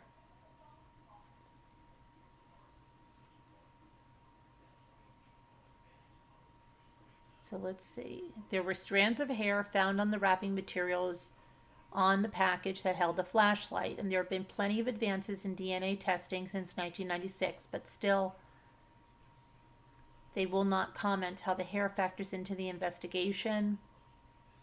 So yeah, I guess this still is, that just reminded me of that case. I don't know if any of you followed that podcast or anything about that.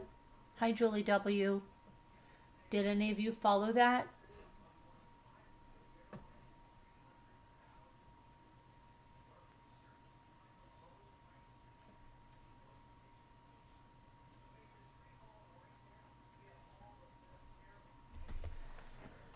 I don't know if any of you followed that. I don't know.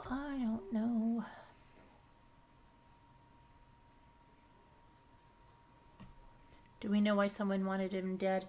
Well, he had some angry business partners, and I think as you get further into the podcast, Deborah Vancouver, do you remember this, that there was an affair?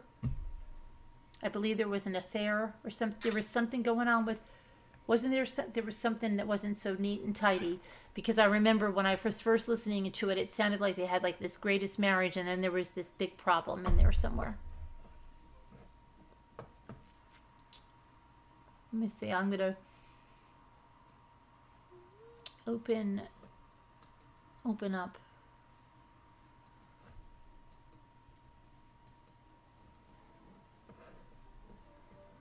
Yeah, but it sounds interesting. You didn't hear anything, Mike? Kevin? You never heard of it? So then, who did I say last? It was you and me, Marianne, right? That we were watching Regis Philbin. So none of us were listening to that podcast together and are now here. I don't know if it was an angry husband. I don't think so.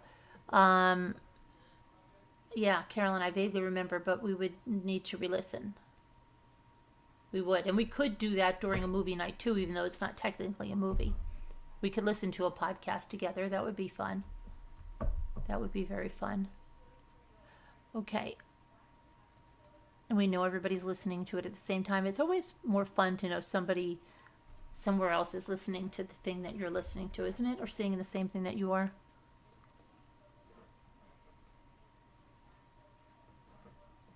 I think it is.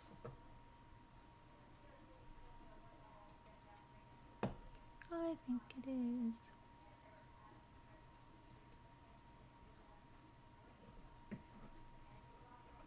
All right, let me put this in. Doodly doodly do.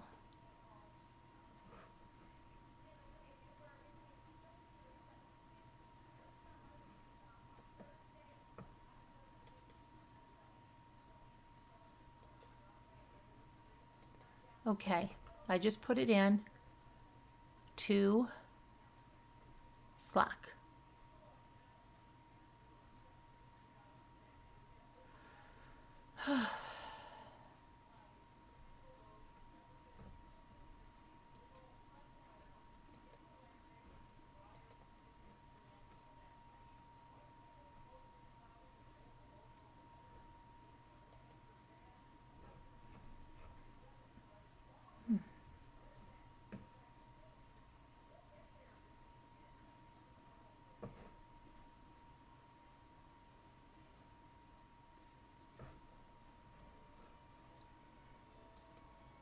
Hold on, I'm trying to Gotta close some of these tabs because it's just too much.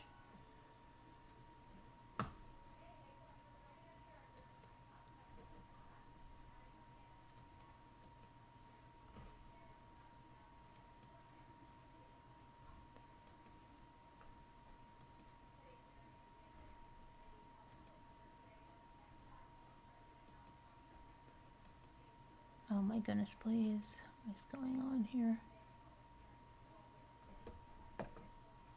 Okay.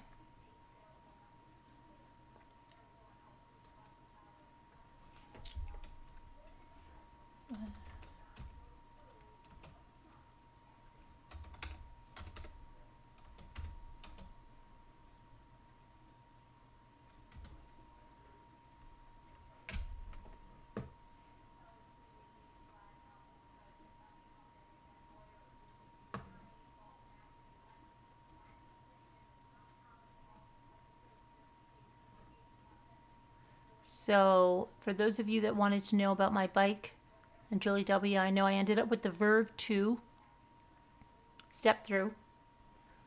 And it has hydraulic disc brakes. It's also designed for comfort and fun on commutes, cruises, and fitness rides. It has a lot of thoughtful features that make up for a confident and comfortable ride. Let's see. It's a lightweight aluminum frame with mounts for a rack and fenders, a low-step design. It has a reliable drive train with 24 speeds, powerful disc brakes, an adjustable stem, wide tires for extra stability, a road smoothing suspension seat post, and a geometry that keeps you in comfortable upright riding posture. The final word. The Verve 2 disc. See, I have a hydraulic. I don't know if I have to ask Jimmy if that's what. Is a comfortable hybrid with impressive braking power and durable parts that will hold up mile after mile. It's a great bike for a range of recreational riders, from commuters to veteran riders looking to get back in the saddle. It has a host of design details that make a huge difference in comfort, like a suspension, seat post, and adjustable stem.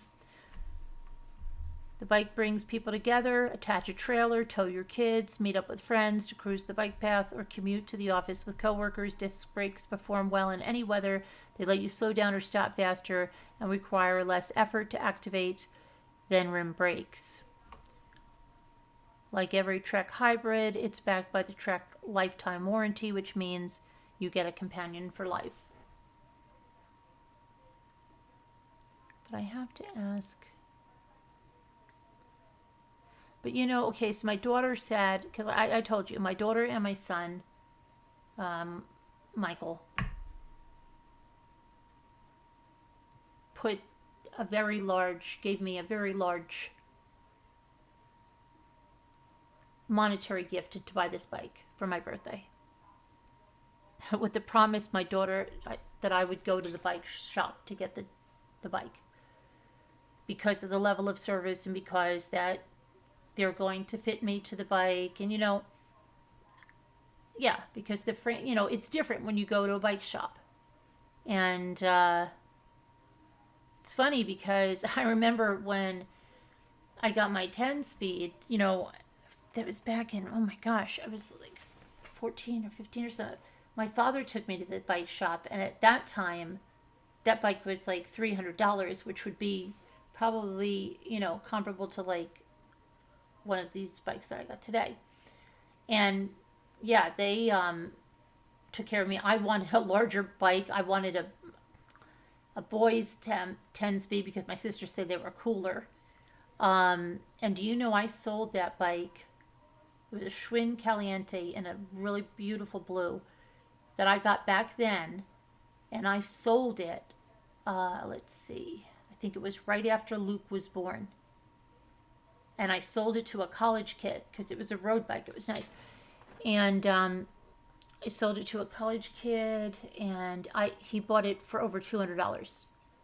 Okay, because and it was a road bike. I needed, the mountain or hybrid bike, and I ended up with like 2 Schwinns that I went through And Jimmy was asking, what is the difference between, like, even if you say you get a really good Schwinn, like I thought, mine wasn't. She explained to us the components and everything are totally different. And but she wasn't like overly bad, like she wasn't like she wasn't pushy at all. They let me take it. I took three bikes for test drives. So because my daughter had originally told me to look at the FX1, I believe it is, and the first thing they take your height and tell you what kind of frame you need. Okay, and so they did that, and that's different than when you just buy a bike if you buy it online or something. And you know what they did, which was really nice, is they showed me this bike, and let's see. They showed me the Verve 1 first, and then they said the Verve 2 had these extra features. And look, if you're going to buy a bike that, knock on wood, this is probably going to be the rest of my life, this bike, okay? At that point, you're going to just, it wasn't that much more than the other ones. So, decided to go for it. And I test drove them. And there was a big difference in this one compared to the other one. So, at that point, they didn't have one of the ones that I got. Do you know they went and they found out it was in their inventory and they put it together right there? That guy, what did I say his name was? Her name was Missy. His name was Kyle. Kyle put it together right there. Heck of a nice guy. Very nice. So, yeah, very nice. People, Cedar Bike Shop in Scranton. Very nice.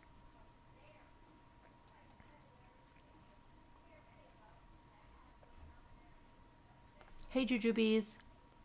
Check email. You sent me 2 emails? Jujubee, you sent me 2 emails? Well, I just got home pretty much before I got on here. Let me check. Jujubees. Jujubees. Hi, Tracy W. You sent me Happy Friend Day. Happy Friend Day to you. Oh, wait a second. Oh, no. Is this... Wait. Jujubees. Oh, no.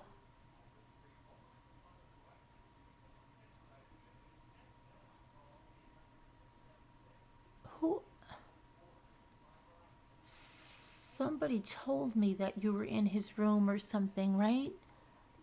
Your beloved passed away a little over 1 a.m. My heart is breaking.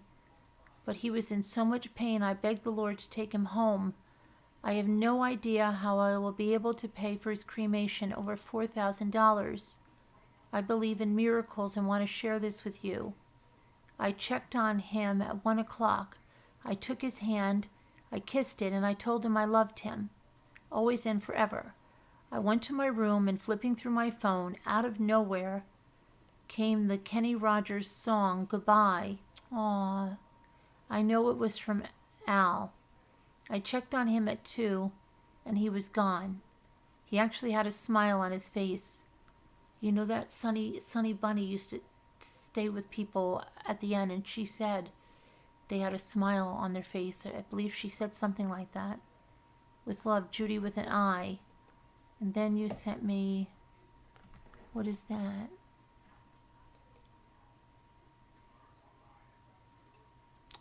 You sent me a video. Oh, Kenny Rogers. I can't play it now because I'll get a copyright. Judy, how can we help you? Do you have a PayPal or something we could put up for you? If anybody can help you?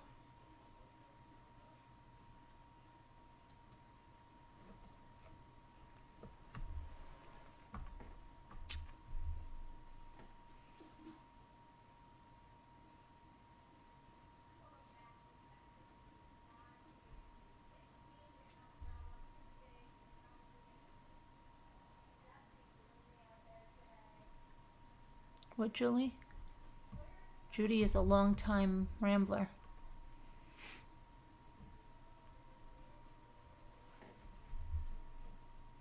You do, Judy? Why don't you send it to me so I can put it up?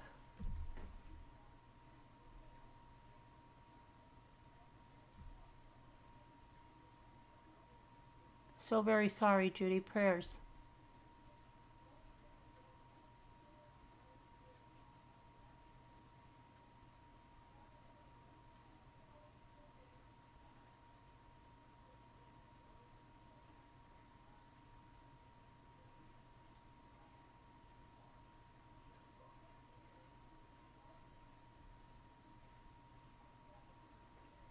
Really, Angie? Your mother had a smile too when she left this world?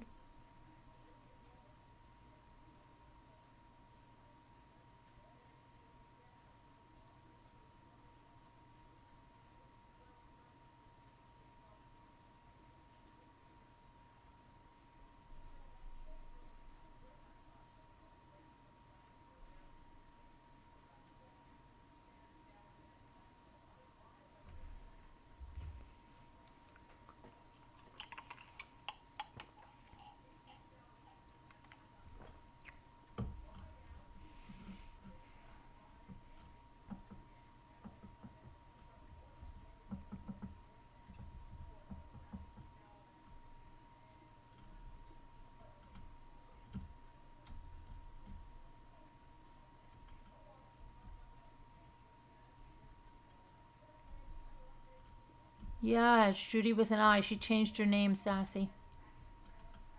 Judy with an I. Where's our Judy G? Remember Judy with Y? From, I forget if it's Australia or New Zealand. And usually when I call her, she comes out. Judy with a Y.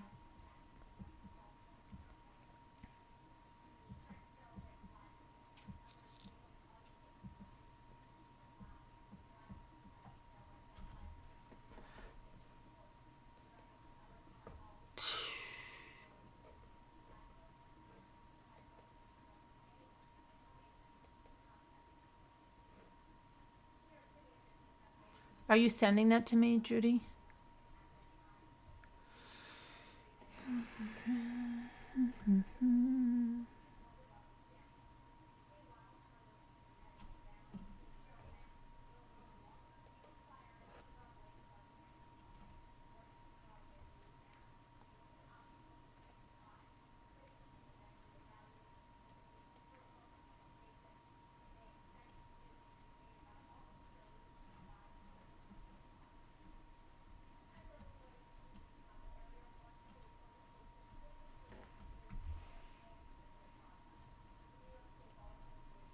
Oh, thank you, Judy. I'm sorry. I'm sorry that you had to think about me when something bad. It's your email address, the one you sent to me.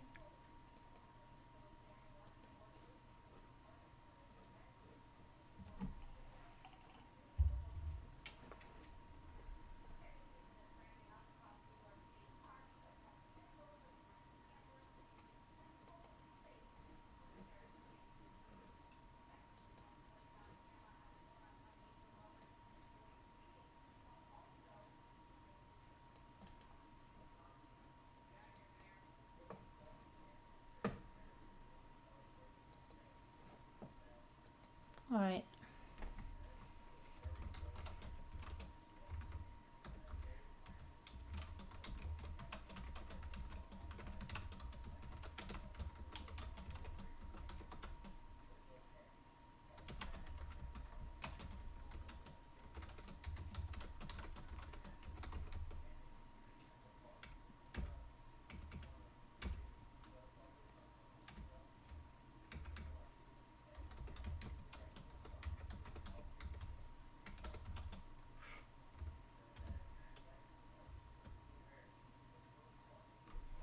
Hey, Denise. Hi, Ruthless. How are you? Crazy Ramblers chatting into the night again. Yeah, usually, uh, Ruthless, we used to chat like a long time into the night, and then we will we don't all go on vacation. A few of us went on vacation, and then my hours really changed during a vacation, and I started to, by 1 o'clock in the morning, it was done. But it's changed. Now I'm up a little later because I had a late night and I just can't, have to wind down. It's been A little crazy.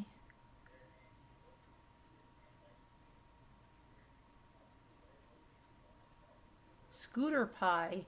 Well, that's funny. Scooter pie. Scooter pie. Scooter pie. Cause it's alright.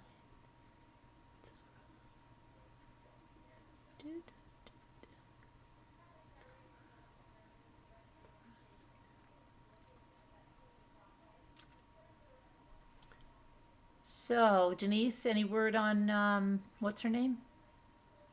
Danielle Redlick?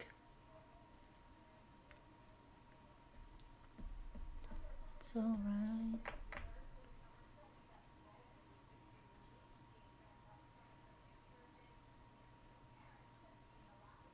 Hi, Liza. I used to, scooter pies were what? Were they those like moon? What were scooter pies? Scooter pies. What were they, scooter pies?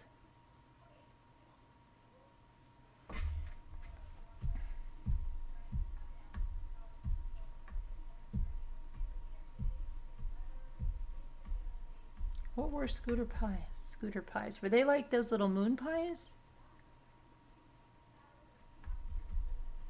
Good to see you too, Ruthless. Did Scooter go out on her scooter today? Scooter, would you call in and tell us if you went on your scooter today, please? I thought, remember, did you see me when that tonight? I'm like, there's Scooter. It was so weird when I was going for one of the test drives. I'm telling you, I see these officers, a man and a woman, coming across, and they have bulletproof vests on. I told you this, right? And it says probation on their chests, and they're coming right where I'm running, and I'm like freaked out, right? Because I'm like, and I hear them saying, well, did you get her today or something? And then she's like, no, she didn't answer me. Or they're like, well, what do we do? And they were like, they didn't. I just turned that bike around and went up the other way. Similar to a moon pie. That's what I was thinking. You can't find anything, and you don't know what she's been up to. Somebody said something weird in my comments. They said, who's the man that picked her up at the airport? And I don't know who they're talking about. Unless they're talking about another case. You know what I mean? We might have talked about something else. Maybe we talked about the bicycle, not the yoga teacher that killed the cyclist. Because they said, who's the man that picked her up at the airport? That's probably what it was. I was like, what are you talking about? Uh-oh. What's happening? Oh, my watch says I have to charge it. Hold on a minute. Hold on, I just got to put my watch on the charger. It's got to charge for a minute. Oh my goodness.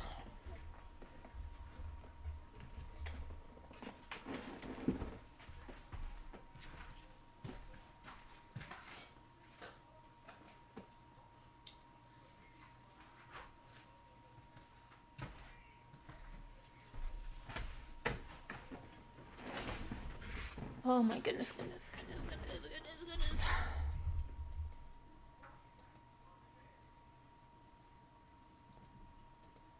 What's going on?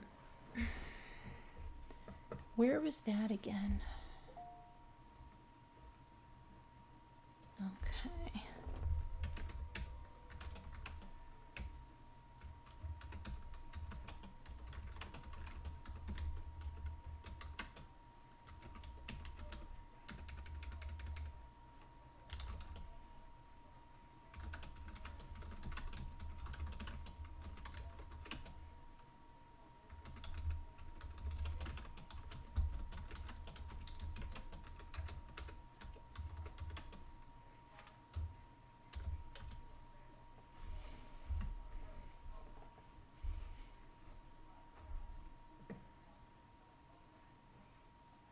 See, I see you. And no, I did not get the battery. I called and they do not have it, but the store closed.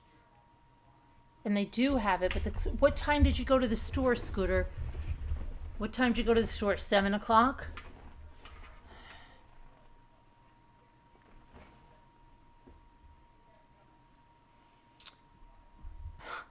Look at Ruthless.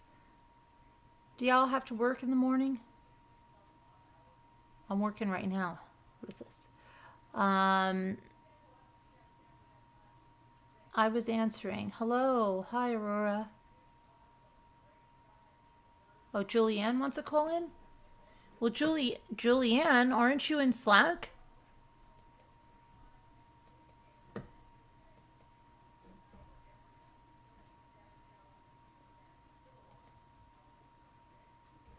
No, Judy's okay.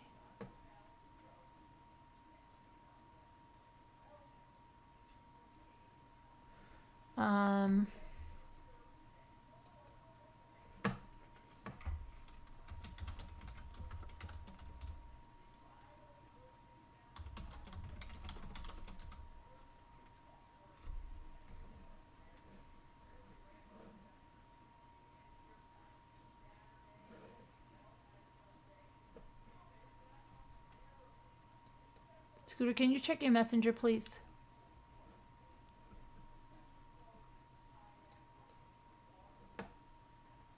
She said she wasn't in Slack. Okay, well, I don't see you haven't sent an email, Julianne. Send an email. Julianne's not in Slack. Okay, send an email.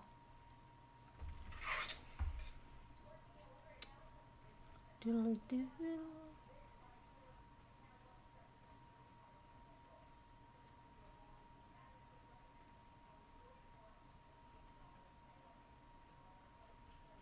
Denise,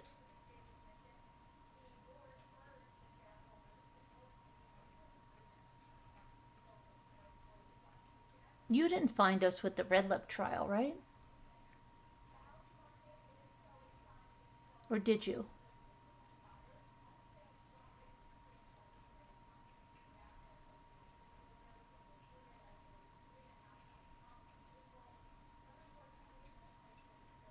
Ruthless, I know you found us with the Red Lake trial, right?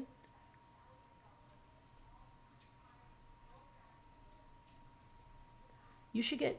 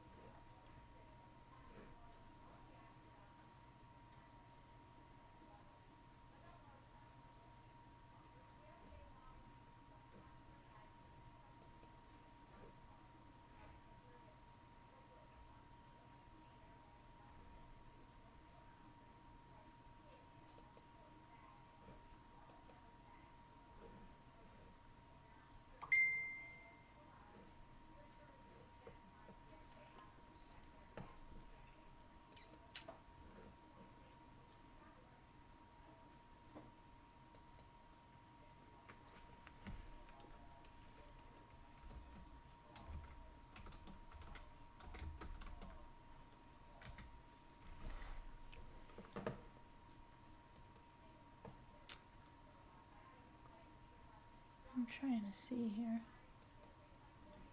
Oh, so did you answer me? Let me see. My mother was a good driver on her scooter.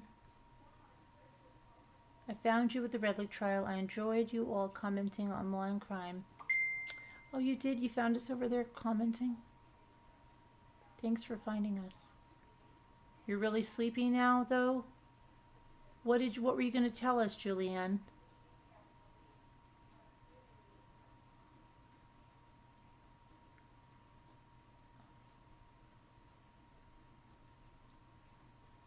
Hi, Annie B.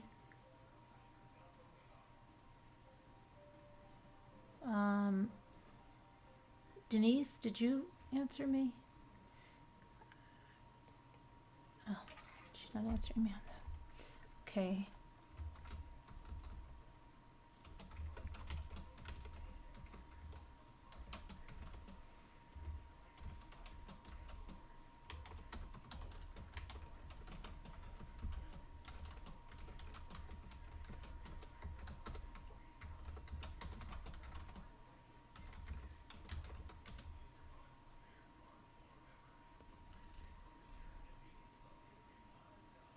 Aurora, you're up late tonight. Oh, you just felt like chatting? You don't feel like chatting anymore, Julianne? Okay, fine, be that way. I'm joking.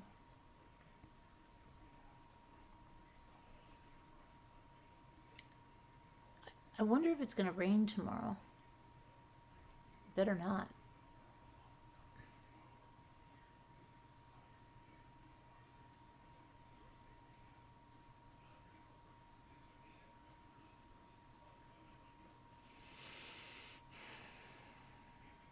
I wish I could stay. You're off to the beach? What beach? Please tell me. What beach are you going to? If there's shells, will you get me some? Sharing how much this community has meant to me. Aw, I would like to hear that. Julianne, that would be very nice.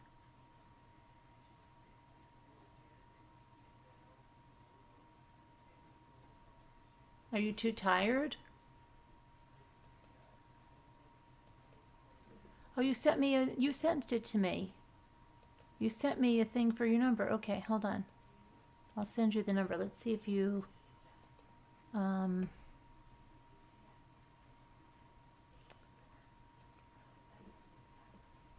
on, let me copy this. Doodly-doo. Doodly-doo.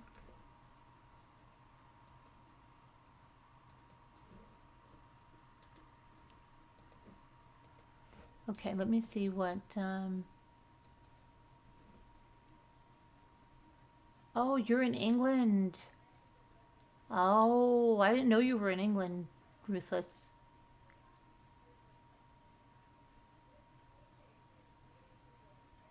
Then don't worry about it. I thought you were in the United States.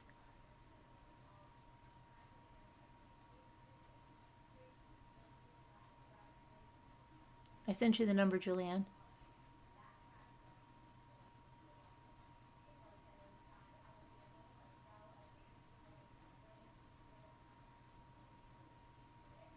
That sounds nice. I hope you have a good time there, Ruthless.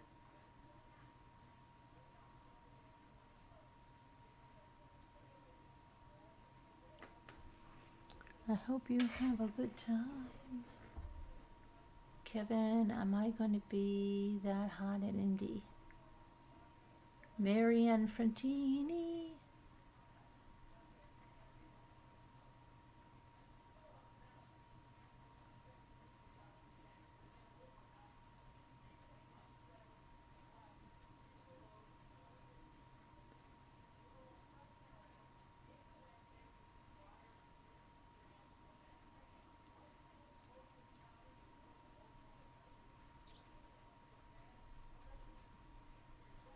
Got it. Taking a quick. Okay. It's all right.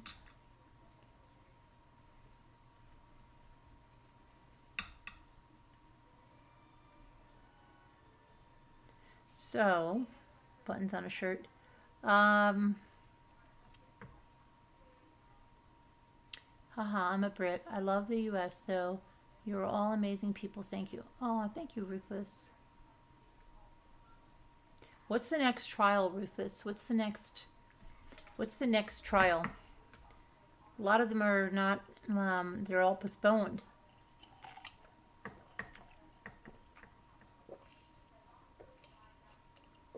Do you know any of those cold cases that we went over?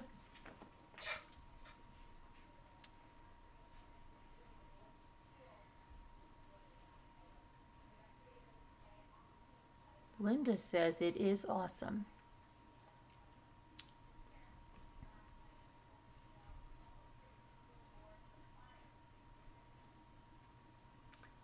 The number is in Slack if you want to call in. The number is in Slack if you want to call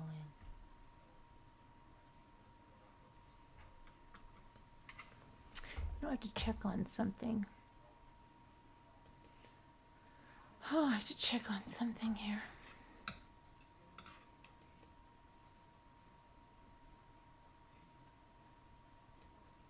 I have too many tabs open.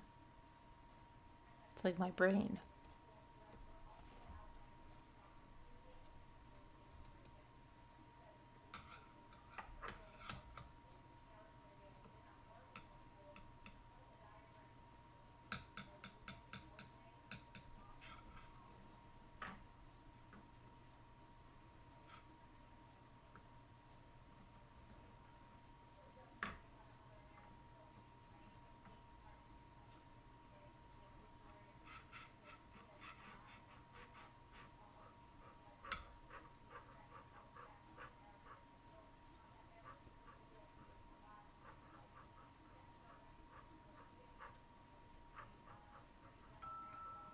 Oh my, look, my watch is playing a lullaby. It's 3:33. Hold on, I'm trying to get my, to get it. What happened to my email? Let me get out of some of these things here. Oh, Julianne's here. I wonder if she's going to have that picture.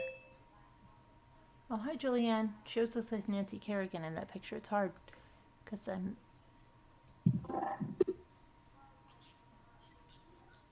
Hi, Julianne. Hey. Hi, how are you? I'm good. How are you, Carolyn? I've never been able to do this. And, yeah. yeah. Okay.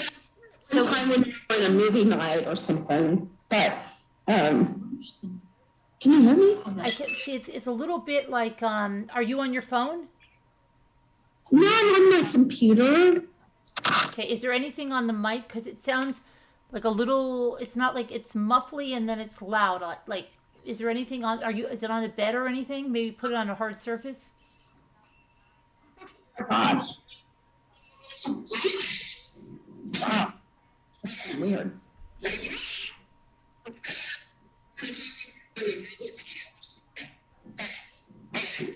I must need to shut down some kind of thing or something. Is there something else playing on it?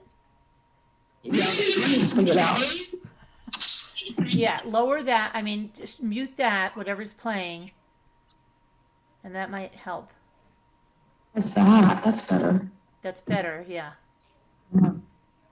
Okay, so what's up? Wow, that was really bad. I'm so sorry. That's all right. God, wow. What's up? Nothing. Just wanted to say hey, and I don't know. I've just been, Didn't you have a new job the last time we? Wait, did you have a new job or you got a new job? Well, I'm in the that was a thing where I was moving through a promotion thing, and Right, okay. that all ended up working out great. So Well, that's good.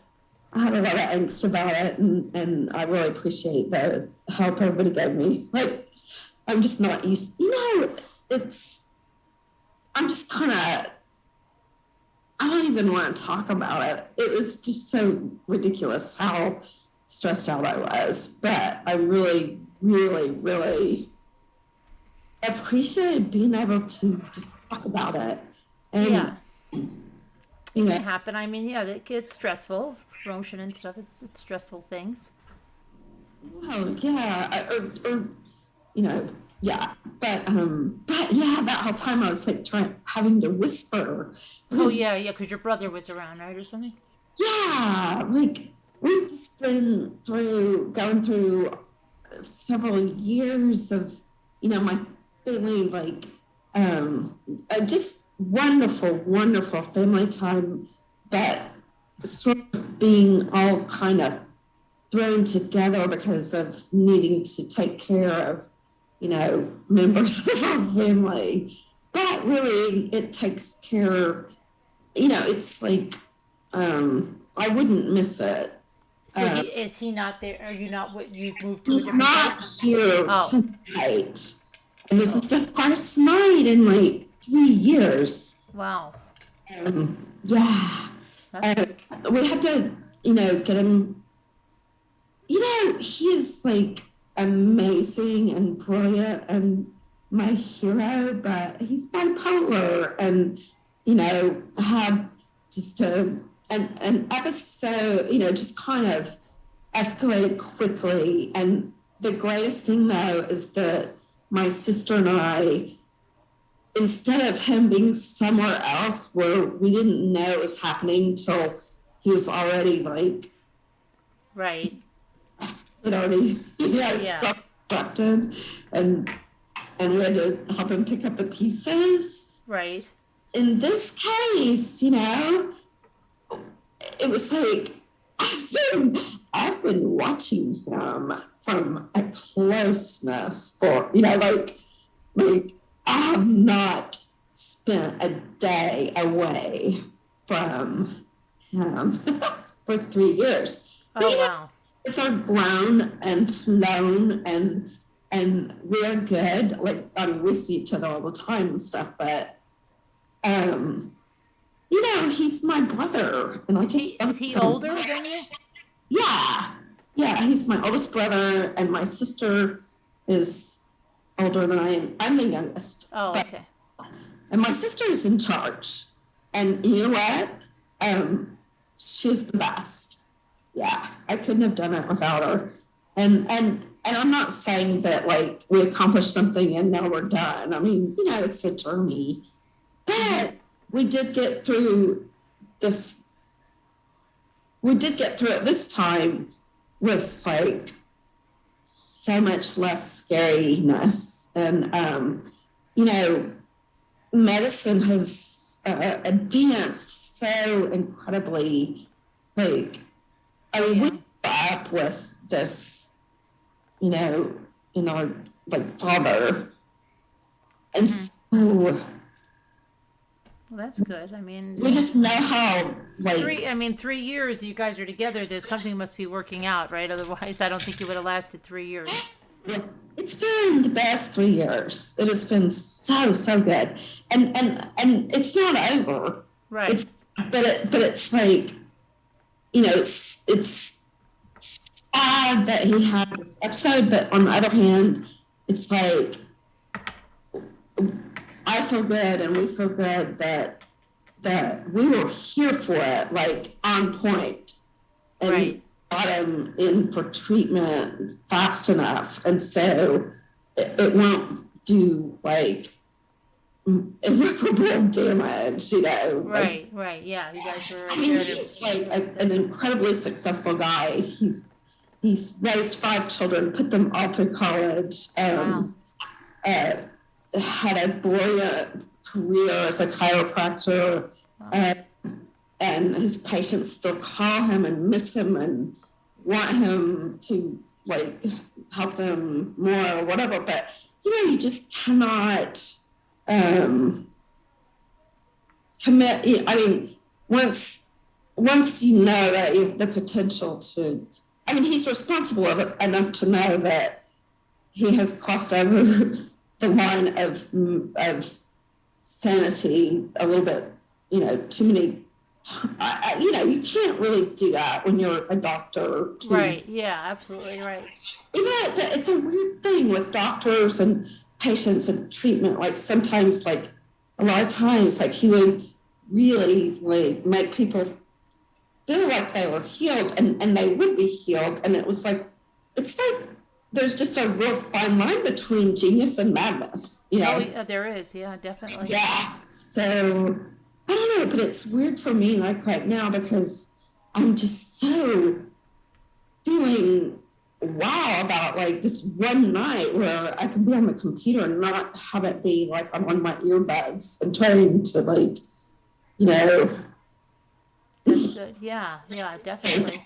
But then on the other hand, just, really loving it. But on the other hand, you know, Right, wanting him to be okay. it's a Yeah. weird thing. And so I was just reaching out to my friends here. Oh, That's yeah. Yeah. Yeah, that was nice. And I mean, Just to hang out and not be alone, yeah, definitely. Yeah, it's good to hear from you. And wow, so what else has been going on? Did you follow that Red Lick trial at all? Okay, yeah, like I didn't until I saw the verdict was that she was acquitted. Yeah. How did that happen? I don't know. I'm trying to. I don't know. It was just, I guess. On it, and I couldn't find where you told me, like, why did that happen? Yeah, I know. Until she took the stand the first day, like, and then all of a sudden I was thinking, like, well, it was like really weird, and then a lot of people started to change their mind when she took the stand, and I just think the prosecution really didn't have, the right evidence or even the right. It got kind of they had jurors that were falling asleep, and I just think I don't know. It just didn't seem there was too much reasonable doubt. That's what it is. Too much reasonable doubt. But here's the thing: is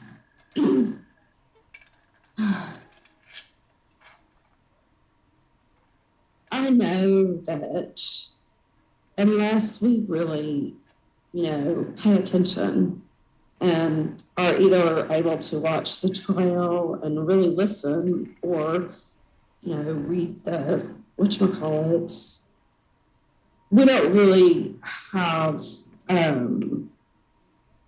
a place to say that seems ridiculous. Right.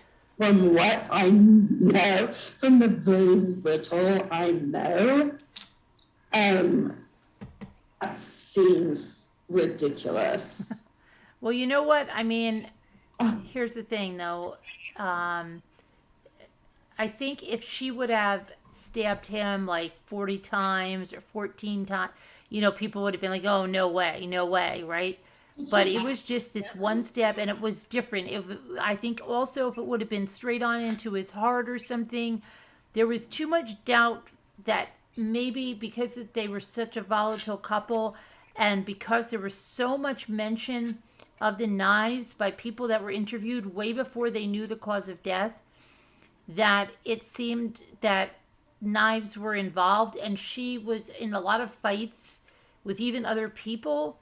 And so I think that maybe it led to people thinking, well, maybe this was their kind of normal, and she might have just thought, okay, I'm just going to get him in the arm, no big deal, and then run to the bathroom. And that she really didn't, think he was going to be dead. She was just trying to get away and just trying to fight the way they did, I don't know. I think maybe that played a factor. Who knows, Did they do knife fighting? Is that what you're saying? Well, they fought wildly with each other over the years, and she fought wildly with people like her friends, and everybody was bloody. Like when she got arrested the year before, being out with a girlfriend, they were covered in blood. Okay, so she was like a scratcher and a punch, and just like very. She would get drunk, and she had an alcohol problem, and. So, it should just be that she's like, oh, I'll stab you again, and there was such a mention of the knives. So, yeah. Okay, so yeah. Well, see, that's a very good example of I had no idea about that. I mean, to me, all I knew was, all I sort of heard was basically she stabbed him once and then didn't call 911 until the next day. See, I think it's kind of like, okay, let's say there's a couple, right? And the woman is always hitting the husband with a baseball bat, but maybe she hits him in the knee and not hard, and so he's always telling his friends for a number of years, oh, Shirley's all right. I just have to hide the baseball bats from her. And then one night, she claims that they're having a fight and she hits him with the baseball bat, let's just say, and it hits his temple, and not even hard, but it kills him, okay? But she doesn't know this. Then somebody would say, okay, well, she didn't bash him and keep bashing him over the head. I think that's where the problem is. And you didn't know, and you're thinking, is this something they normally did? And she ran to the bathroom, came out and discovered it, and then just literally didn't know what to do. I don't know. Yeah. There's so much. There's doubt for me too. I'm just glad I wasn't on that jury. But man, what a bunch of animals. Yeah, fighting like that. Yeah. Well, and Nicole says she knows a couple in real life like that.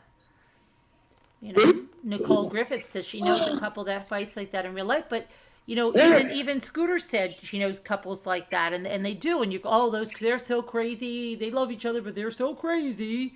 And it's and then people get to think, because this happened her whole life with other partners too. Mm-hmm. Yeah, Wow, yeah, then that, yeah. I mean, I understand, that makes sense, except for that, wow. I didn't know that there were people like that. That is very, yeah. Yeah. Sickening. I know, but I think a lot of it had, alcohol, and she got very violent on alcohol, and she had a drinking problem. So yeah, pretty bad. Though also I heard she wanted a divorce, and she was, I mean, so. But then when he was there, she called off the server and said, we don't need it anymore, when the server was trying to serve him with the divorce papers because they were going to get back together. So so she filed, but then she said no, and she didn't follow through. And yeah, I mean, I'm just saying, just taking it to a weirdness. If I was in a relationship where we like to knife fight with each other, ha ha ha, that's would never happen. She was the only one apparently with the knife. If that was the case, and then we weren't getting along, I would stop knife fighting and just get away. You know what I mean? Right. Yeah. I guess. I mean, I think it was normal. Unbelievably, it was normal for them. Yeah, I mean, it's if you're gonna be in a knife fighting relationship, you gotta know. It wasn't always nice. I mean, I guess the knives were on her end of it, but he was he was not. He did push and look like he broke a door down, and it was just violent. There are a lot of people out there like that. The stress of life and being in an unhealthy relationship is crazy. Yeah. One can end up, that's what Liza said. Yeah, Liza. Kind of toxic attracts toxic. Yeah, and there's a lot of people that, physically, especially with the drugs or alcohol, under the influence of that, that really can mess you up. Oh, absolutely. Yeah. And then, there's also other things unfortunately, when people get older, sometimes there's certain conditions, even dementia and stuff, can make people more aggressive, and they don't even know. You know what I mean? And that's something, as couples age. A lot of times they say, "Oh, so and so's becoming more aggressive," and this and that, and it might mean because there is some kind of mental issue going on. And it's. And if they're not around somebody that can be a grown-up and realize that they are not themselves and they need, to go to hospital. Oh yeah, yeah, because they have to want help, and sometimes people think they're gonna fix. There's got fixers that try to fix everything, but you can't make someone go to rehab. You can't make someone go to stop drinking or stop doing drugs or any addiction. They have to want to. Yeah, but drugs and addiction are such a different thing than mental illness. I mean, Yeah. But sometimes they go hand in hand too. yeah, exactly. Yeah. But but if not hand in hand, like if there's just mental illness without the drugs and without the drinking and stuff, it's such a more, treatable thing, really. Because people If they treat it, but some people don't treat their mental illness. You know what I mean? exactly, like mania is like a cocaine addiction, because Right. once they flip into that, they don't want to not feel like that. Correct. Even if it's hurting people around them. Right. That's like Patty. I don't know if you saw that movie. Do you remember Patty Duke had a movie about that? About her struggle with that? Bipolar? I saw that. I should watch that, but I know what you're talking about. Yeah. That was very good, especially for its time. Yeah, it was a good movie. Yeah. I mean, I just know, like with my brother, I know that he has deeper love for all of us than anybody ever could. Like, and so,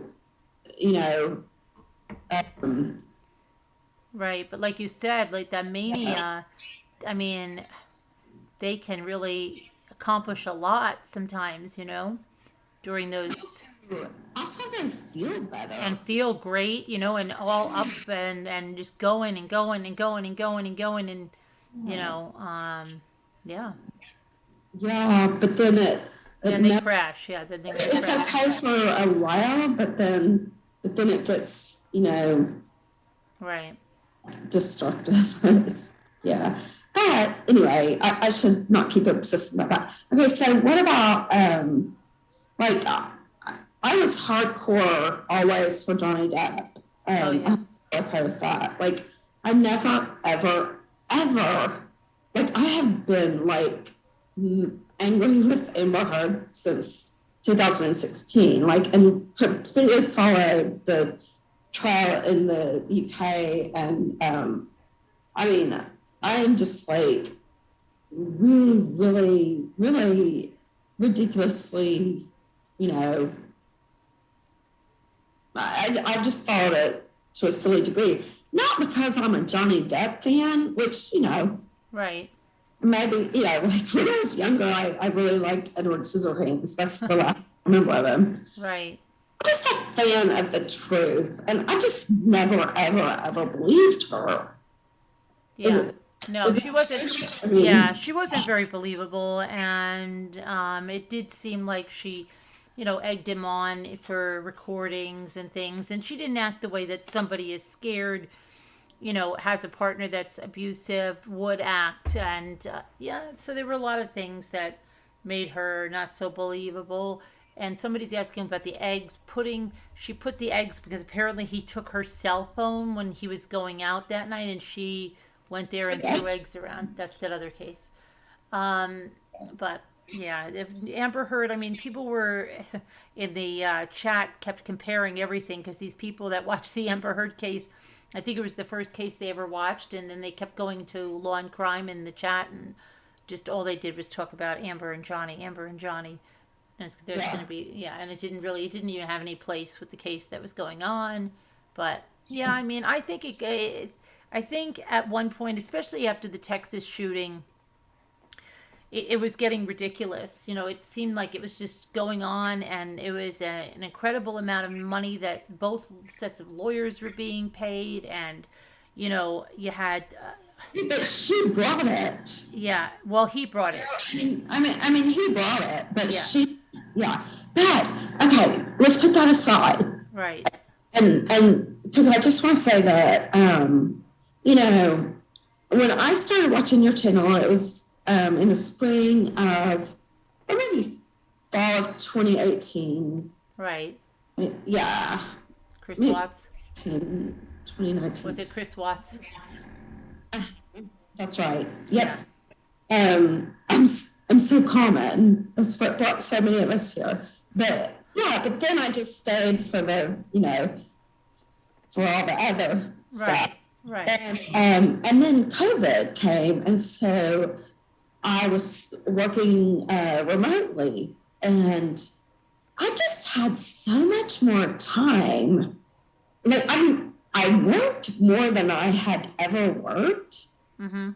But I also had so much more time to, like watch your channel, because like I was never having to get up and get ready and go anywhere. I just had so much more time in my day. On a, You were working remotely. Yeah, but not because I was like not really working. Like seriously, literally the job that I have and had, was more intense than it had ever been. It's just that everything I do, I can do so much more efficiently remotely, like without having to gather at the water cooler or make sure I go to the birthday brunch or be polite to all the wonderful people I work with. And I adore them all. But you know what I mean? Like once we were working remotely, like it was just an efficiency of, which I kind of prefer, of just solid nonstop work. I mean, because I don't have time for all the, chit chat. Right. But I also had, I had more time to watch you and be involved with your channel. And that went on until the spring of 2021. Right. We all had to start going back into the office. And so, I mean, I have to say that my interaction with your channel has not been nearly as much as it was during that time period. Mm-hmm. It's not because right, because you're busy. Yeah, things change. Yeah. It wasn't because I was like hanging out somewhere else. It was like no, just life happens. Life happens. I know that would be fine, but I mean, we're free to be. But I just, I don't know. I just always wanted you to know that, I've been in and out and just not really, when you're working from home, you can stay up. Oh, yeah. I can stay up really, really late and still wake up in the morning right. and efficient at work. But when I have to actually get up and definitely. I have to like discipline myself to have a little bit of a routine. Right. And then this Johnny Depp trial happened, and I got to tell you, every minute, every second I had, if I had time to watch anything, I was watching that trial. Yeah. And so I guess you could say I'm one of those that's the first trial I've ever watched. Because every I watched with you. Really? Okay. All right. And I had never even watched a trial. Wow. So I was ate up with it. Okay. All right. A lot of people were. I know Parados said she was like really into that too. Yeah. Mm-hmm. It was just, it was. Yeah, it is. A lot of people were watching it, for the, and it was their first trial. So, now maybe they watch other trials. I don't know, but there's nothing really big coming up that I can see that's. With other trials, I get so like icked out by the violence of it. Yeah. like I'm so into true crime for the detective aspect. Like I love the way you question the events and the facts, and I love the way you are able to get down to the real evidence. Right, yeah. And it's like solving a crime. Well, like, see, I've taken a look behind the scenes at what happened, like when they got there, because you don't need, a lot of before computers and stuff, before you can get digital discovery and all of that. A lot of us didn't know what happened. Now you can read exactly what happened when the investigators got there and everything they did, and you can see police cam, and it's just crazy how much information we have now. Yeah, but the thing about you that's different and better than anyone I know of is that you're not just telling what happened for the like shock value of it. You're talking about it because you're, organizing the data.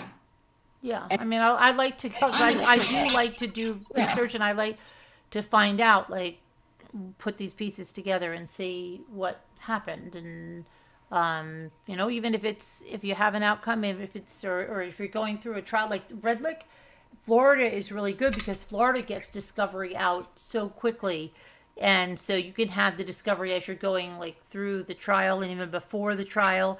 Where some other states, you don't get a lot of it until afterwards, but when you can get it, it's interesting. And even if you watch a trial, and a lot of times you don't get to see everything until afterwards, but it's still interesting to go through and hear it all, even if they take a plea deal like in Chris Watts, to go through that discovery and hear all those interviews and watch all those interviews of everyone. I mean, I was consumed with that. I would go to bed listening to that, and I would be making my coffee listening to that. Just to everything in that case. So I knew that case in my sleep, because I went to sleep with it. I woke up with it, and I just, it was just such. I have a lot of people got involved. That's one of the cases, and then right after that, you had the Frazee case, which was crazy too, and then Yeah, I totally got into that with you. I mean, that and you that like it was just not because I wanted to think about what the actual because it's weird, like with the Frazee case. I remember like when she was missing, and it came right on the heels of Chris Watts's plea deal, okay, and his sentencing came right, and all that discovery being released. But they took forever, it seemed, to arrest Patrick Frazee, and there were so many things that I kept seeing the mother, and I said, I know they're just telling her like to act this way or that way because they don't want him. But you kept hearing about these cinnamon rolls, and the thing is, when you didn't know what was going on, and then finally when you were able to find out through everything, oh my gosh, this was going on, that was going on. Then we even had Sister Shay that took a ride out there, because she lived right there, and it's horrific because you find out every little detail. Plus, it's very real because she even went out there, and it's just, you feel for the victims so much because you're really getting to know them, especially. Like, I think that's why the Watts case was so big, because people fell in love with Shanann.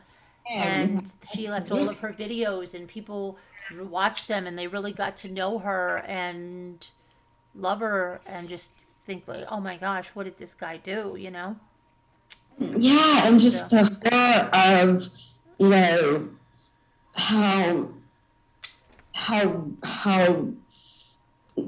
how wrong things can go, like, and you had right. like everybody, it made everybody kind of feel like, well, Right. Yeah. Just what about Mayo Miliete? I know Annie B, right? And what the heck are they doing with that? That's crazy. You Yeah. know, I mean, where I don't know that some of these cases, and they're just dragging on. What about Letitia Stout? I mean, Daybells. I mean, it's just taking forever to get to a trial. Oh my gosh. Ridiculous. Like, okay, let's think about something positive. Okay. Um, I'm so glad that y'all had the beach thing. Oh Like, yeah, that was good I to just get to the know beach. that, like, I just gotta tell you, like, I took a beach vacation with my girlfriends when I was about 40, and it was the first time I had kind of, I'd done anything like that since I Right. was children, and it was wonderful, but it,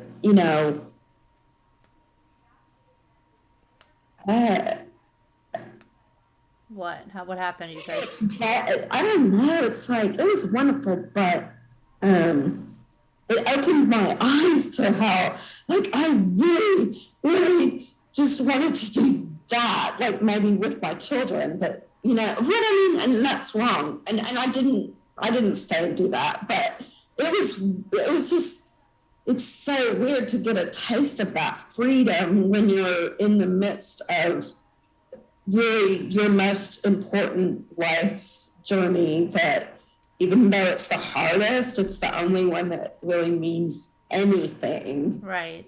so I feel girl, Yeah, it was the first time. Believe me, I've never done anything like that before.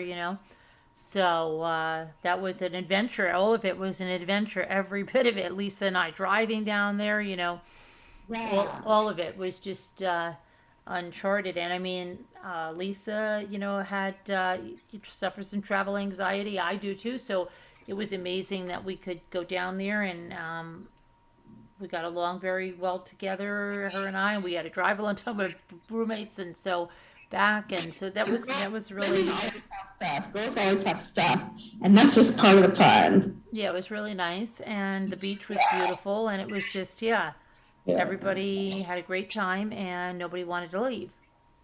Yeah, and it's good for your kids to see you enjoying yourself.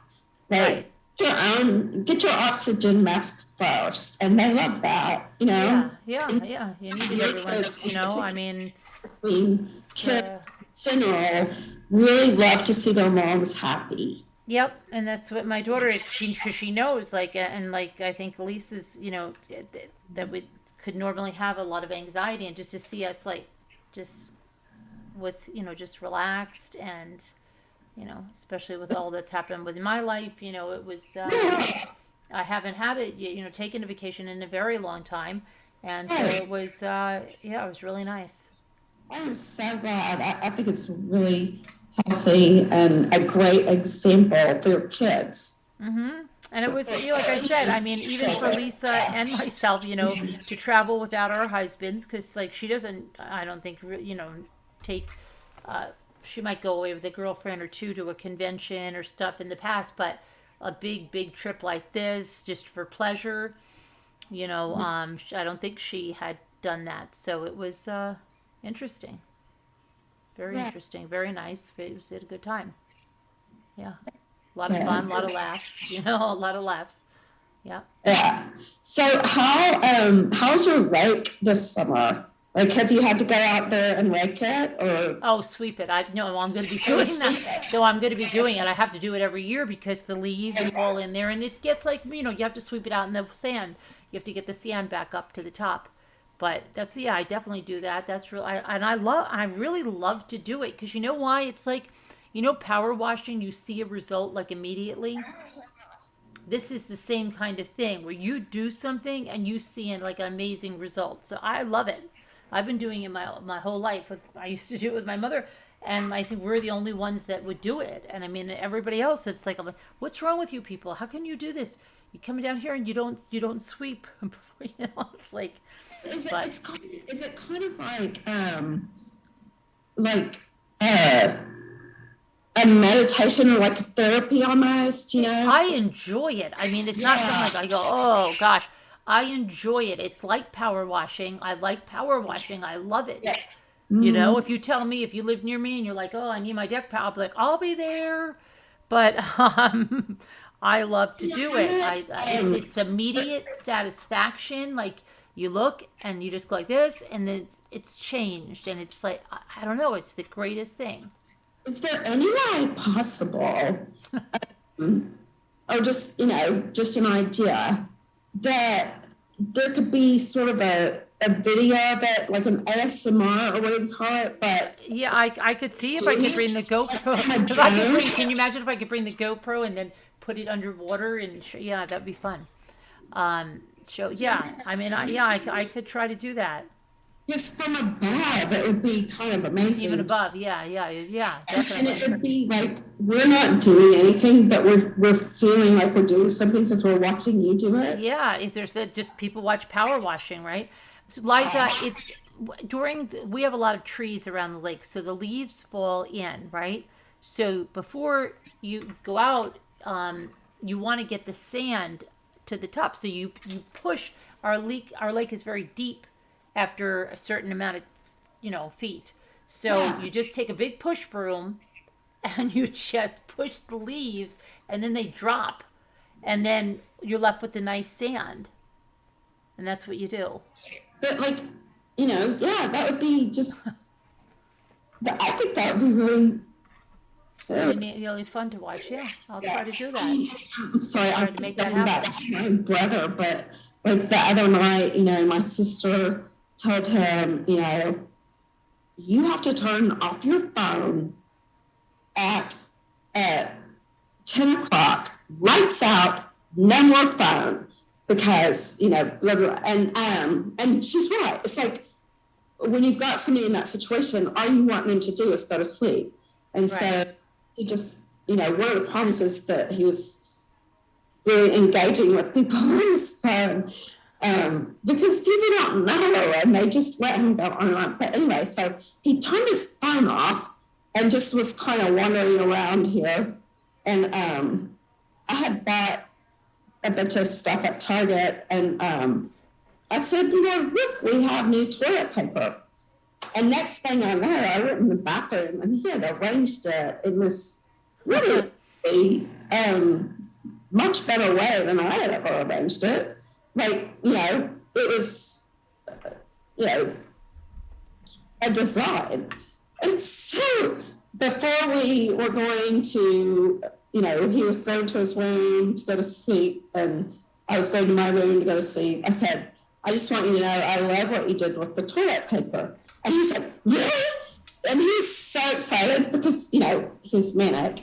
And next thing you know, like I woke up 3 hours later and he's been in the bathroom for 3 hours cleaning everything. The bathroom has never been so clean in my life. Toilet, bathtub, all that. Oh And, yeah. and he wasn't sleeping like he was supposed to be. But I think it's good when you're in any altered state, like depression or just even if you're just feeling healthy, or manic, to do physical labor, Right. to scrub something or break something or power wash or whatever. Move your, do something that is Productive. and hard. And of course, so the next morning, he's at the doctor and tells the doctor that I made him stay up all night cleaning the bathroom. And which, of course, I didn't, but I didn't make him stop. Right. But I don't think it was that bad for him. But anyway, I'm just saying, my advice, if anybody's ever in a situation where they can't make somebody go to sleep, give them, inspire them to do chores, and your house will be organized. That's good. I could use a couple of people. If anybody can't sleep, come on over. And